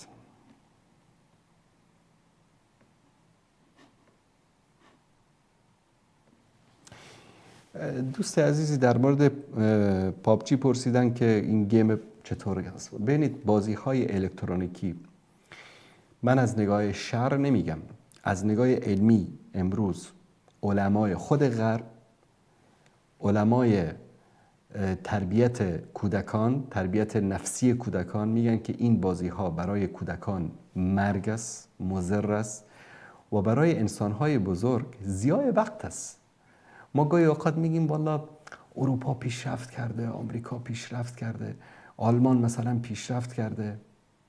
بابا جان وقتی که آلمانیا داشتن مثلا ماشین فولکس واگن و آودی و مرسدس و اینا رو درست میکردن، ما مسلمان ها به نام پشتون و تاجیک و ازبک و هزاره به جان هم دیگه افتاده بودیم. این میگفت که من فلان هستم، اون میگفت که من فلان، من برترم، اون میگفت من برترم. ما مشغول اینا شدیم، اونا رفتن مرسدس ساختن، فولکس واگن ساختن، اودی ساختن، اوپل ساختن، مارکایی که امروز در دنیا حرف اول رو میزنه.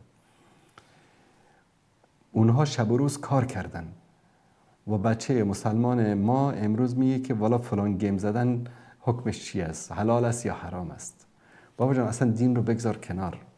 آیا شایسته یک جوان مسلمان است که امروز بشینه 1 ساعت 2 ساعت پای ویدیو گیم یا بازی‌های الکترونیکی وقت خودش رو ضایع بکنه یا کسب علم و دانش بکنه؟ امروز من بارها در برنامه گفتم، بازم تکرار میکنم، امروز اگر ملت ما در افغانستان شب و روز 24 ساعت کار بکنن، کارخانه های ما، مراکز علمی ما، دانشگاه های ما، مدارس ما 24 ساعته باشه، یعنی هر 8 ساعت ما دانشجوهای جدید بیاریم براشون تعلیم علوم و تکنولوژی و همه چیز، نه تنها علوم دینی، نه همه چیز، شاید 50 سال بعد، شاید میگم 50 سال بعد اگر امنیت و استقرار باشه مثلا به ژاپن برسیم. نه که وقت خودمون رو ضایع بکنیم به این که والا فلان گیم حکمش چی است و ضیاع وقت. ببینید در حدیث صحیح رسول الله صلی الله علیه و سلم میفرمایند که هنوز پای فرزند آدم قدم بر نداشته که در روز محشر از 5 چیز میپرسن ازش. از 5 چیز میپرسن ازش. این 5 چیز رو جواب دادی بقیهش سهل است. عمرتو در چی گذراندی؟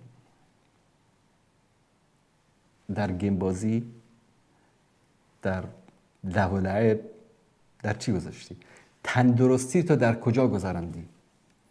الان تندرست هستید، همه چیز میفاره به قول تاجیکا که هر کار بکنی. کوچکترین سردردی برات ایجاد بشه، نه مطالعه، نه علم، نه درس، هیچی برات لذت نداره. پس میگه تندرستی رو قبل از مرض انسان باید غنیمت بشماره. از پولی که به دست آوردی در چه راهی خرج کردی؟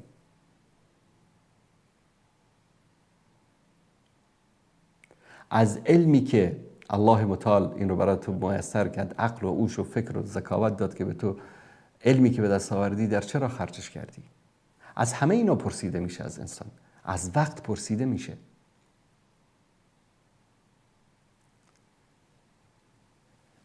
مثالی بود در عربی میگفتن که وقت مانند طلا هست. بعدن کسی اومد گفت که وقت با ارزشتر از طلا هست. الان حدود 2 ساعت خورده از وقت برنامه ما گذشته. می توانید این 1 ساعت رو برگردانید به عقب؟ ابداً. اما طلا رو از دست بدید دوباره میتونید به دست بیارید. کار کنید، زحمت بکشید، طلا رو به دست میارید. یا در عربی یک مثال هست میگه وقت مانند شمشیر است، اگر او رو نبرید او تو رو میبرد. و هر ثانیه از عمر ما که میگذرد برگشتنش با میلیون‌ها دلار، میلیاردها دلار امکان ندارد. پس وقتش رو انسان با بازی‌های الکترونیکی سپری کنه. بازی‌هایی که در او شرکیات نباشد، کفریات نباشد. مثلا بعضی بازی‌ها مجبور هستی که مثلا در جای میرسی که باید خانه کعبه رو با موشک بزنی، یا تجاوز باشه، یا که مثلا کشتار مردم بیگناه باشه، که این بعضی این تصاویر این انگیزه هایی رو برای انسان ها ایجاد میکنه. این چیزا نباشه، چیزای شرکی نباشه، کفری نباشه، این چیزا نباشه. گاهی اوقات انسان برای تفریح اگر انجام بده اشکالی ندارد، اما این که 24 ساعت بشین روی بازی، بعضی از این بازیایی که یعنی ساعت ها میشینن بچه‌ها باش درگیر هستن، اینا حقیقتا ضیاع وقت است و از هر ثانیهش در پیش الله سبحانه و تعالی پاسخ خواهند. همه شما رو به الله سبحانه و تعالی میسپارم. و صلی الله علی سیدنا و حبیبنا محمد و علی آله و صحبه اجمعین. و السلام علیکم و رحمت الله و برکاته.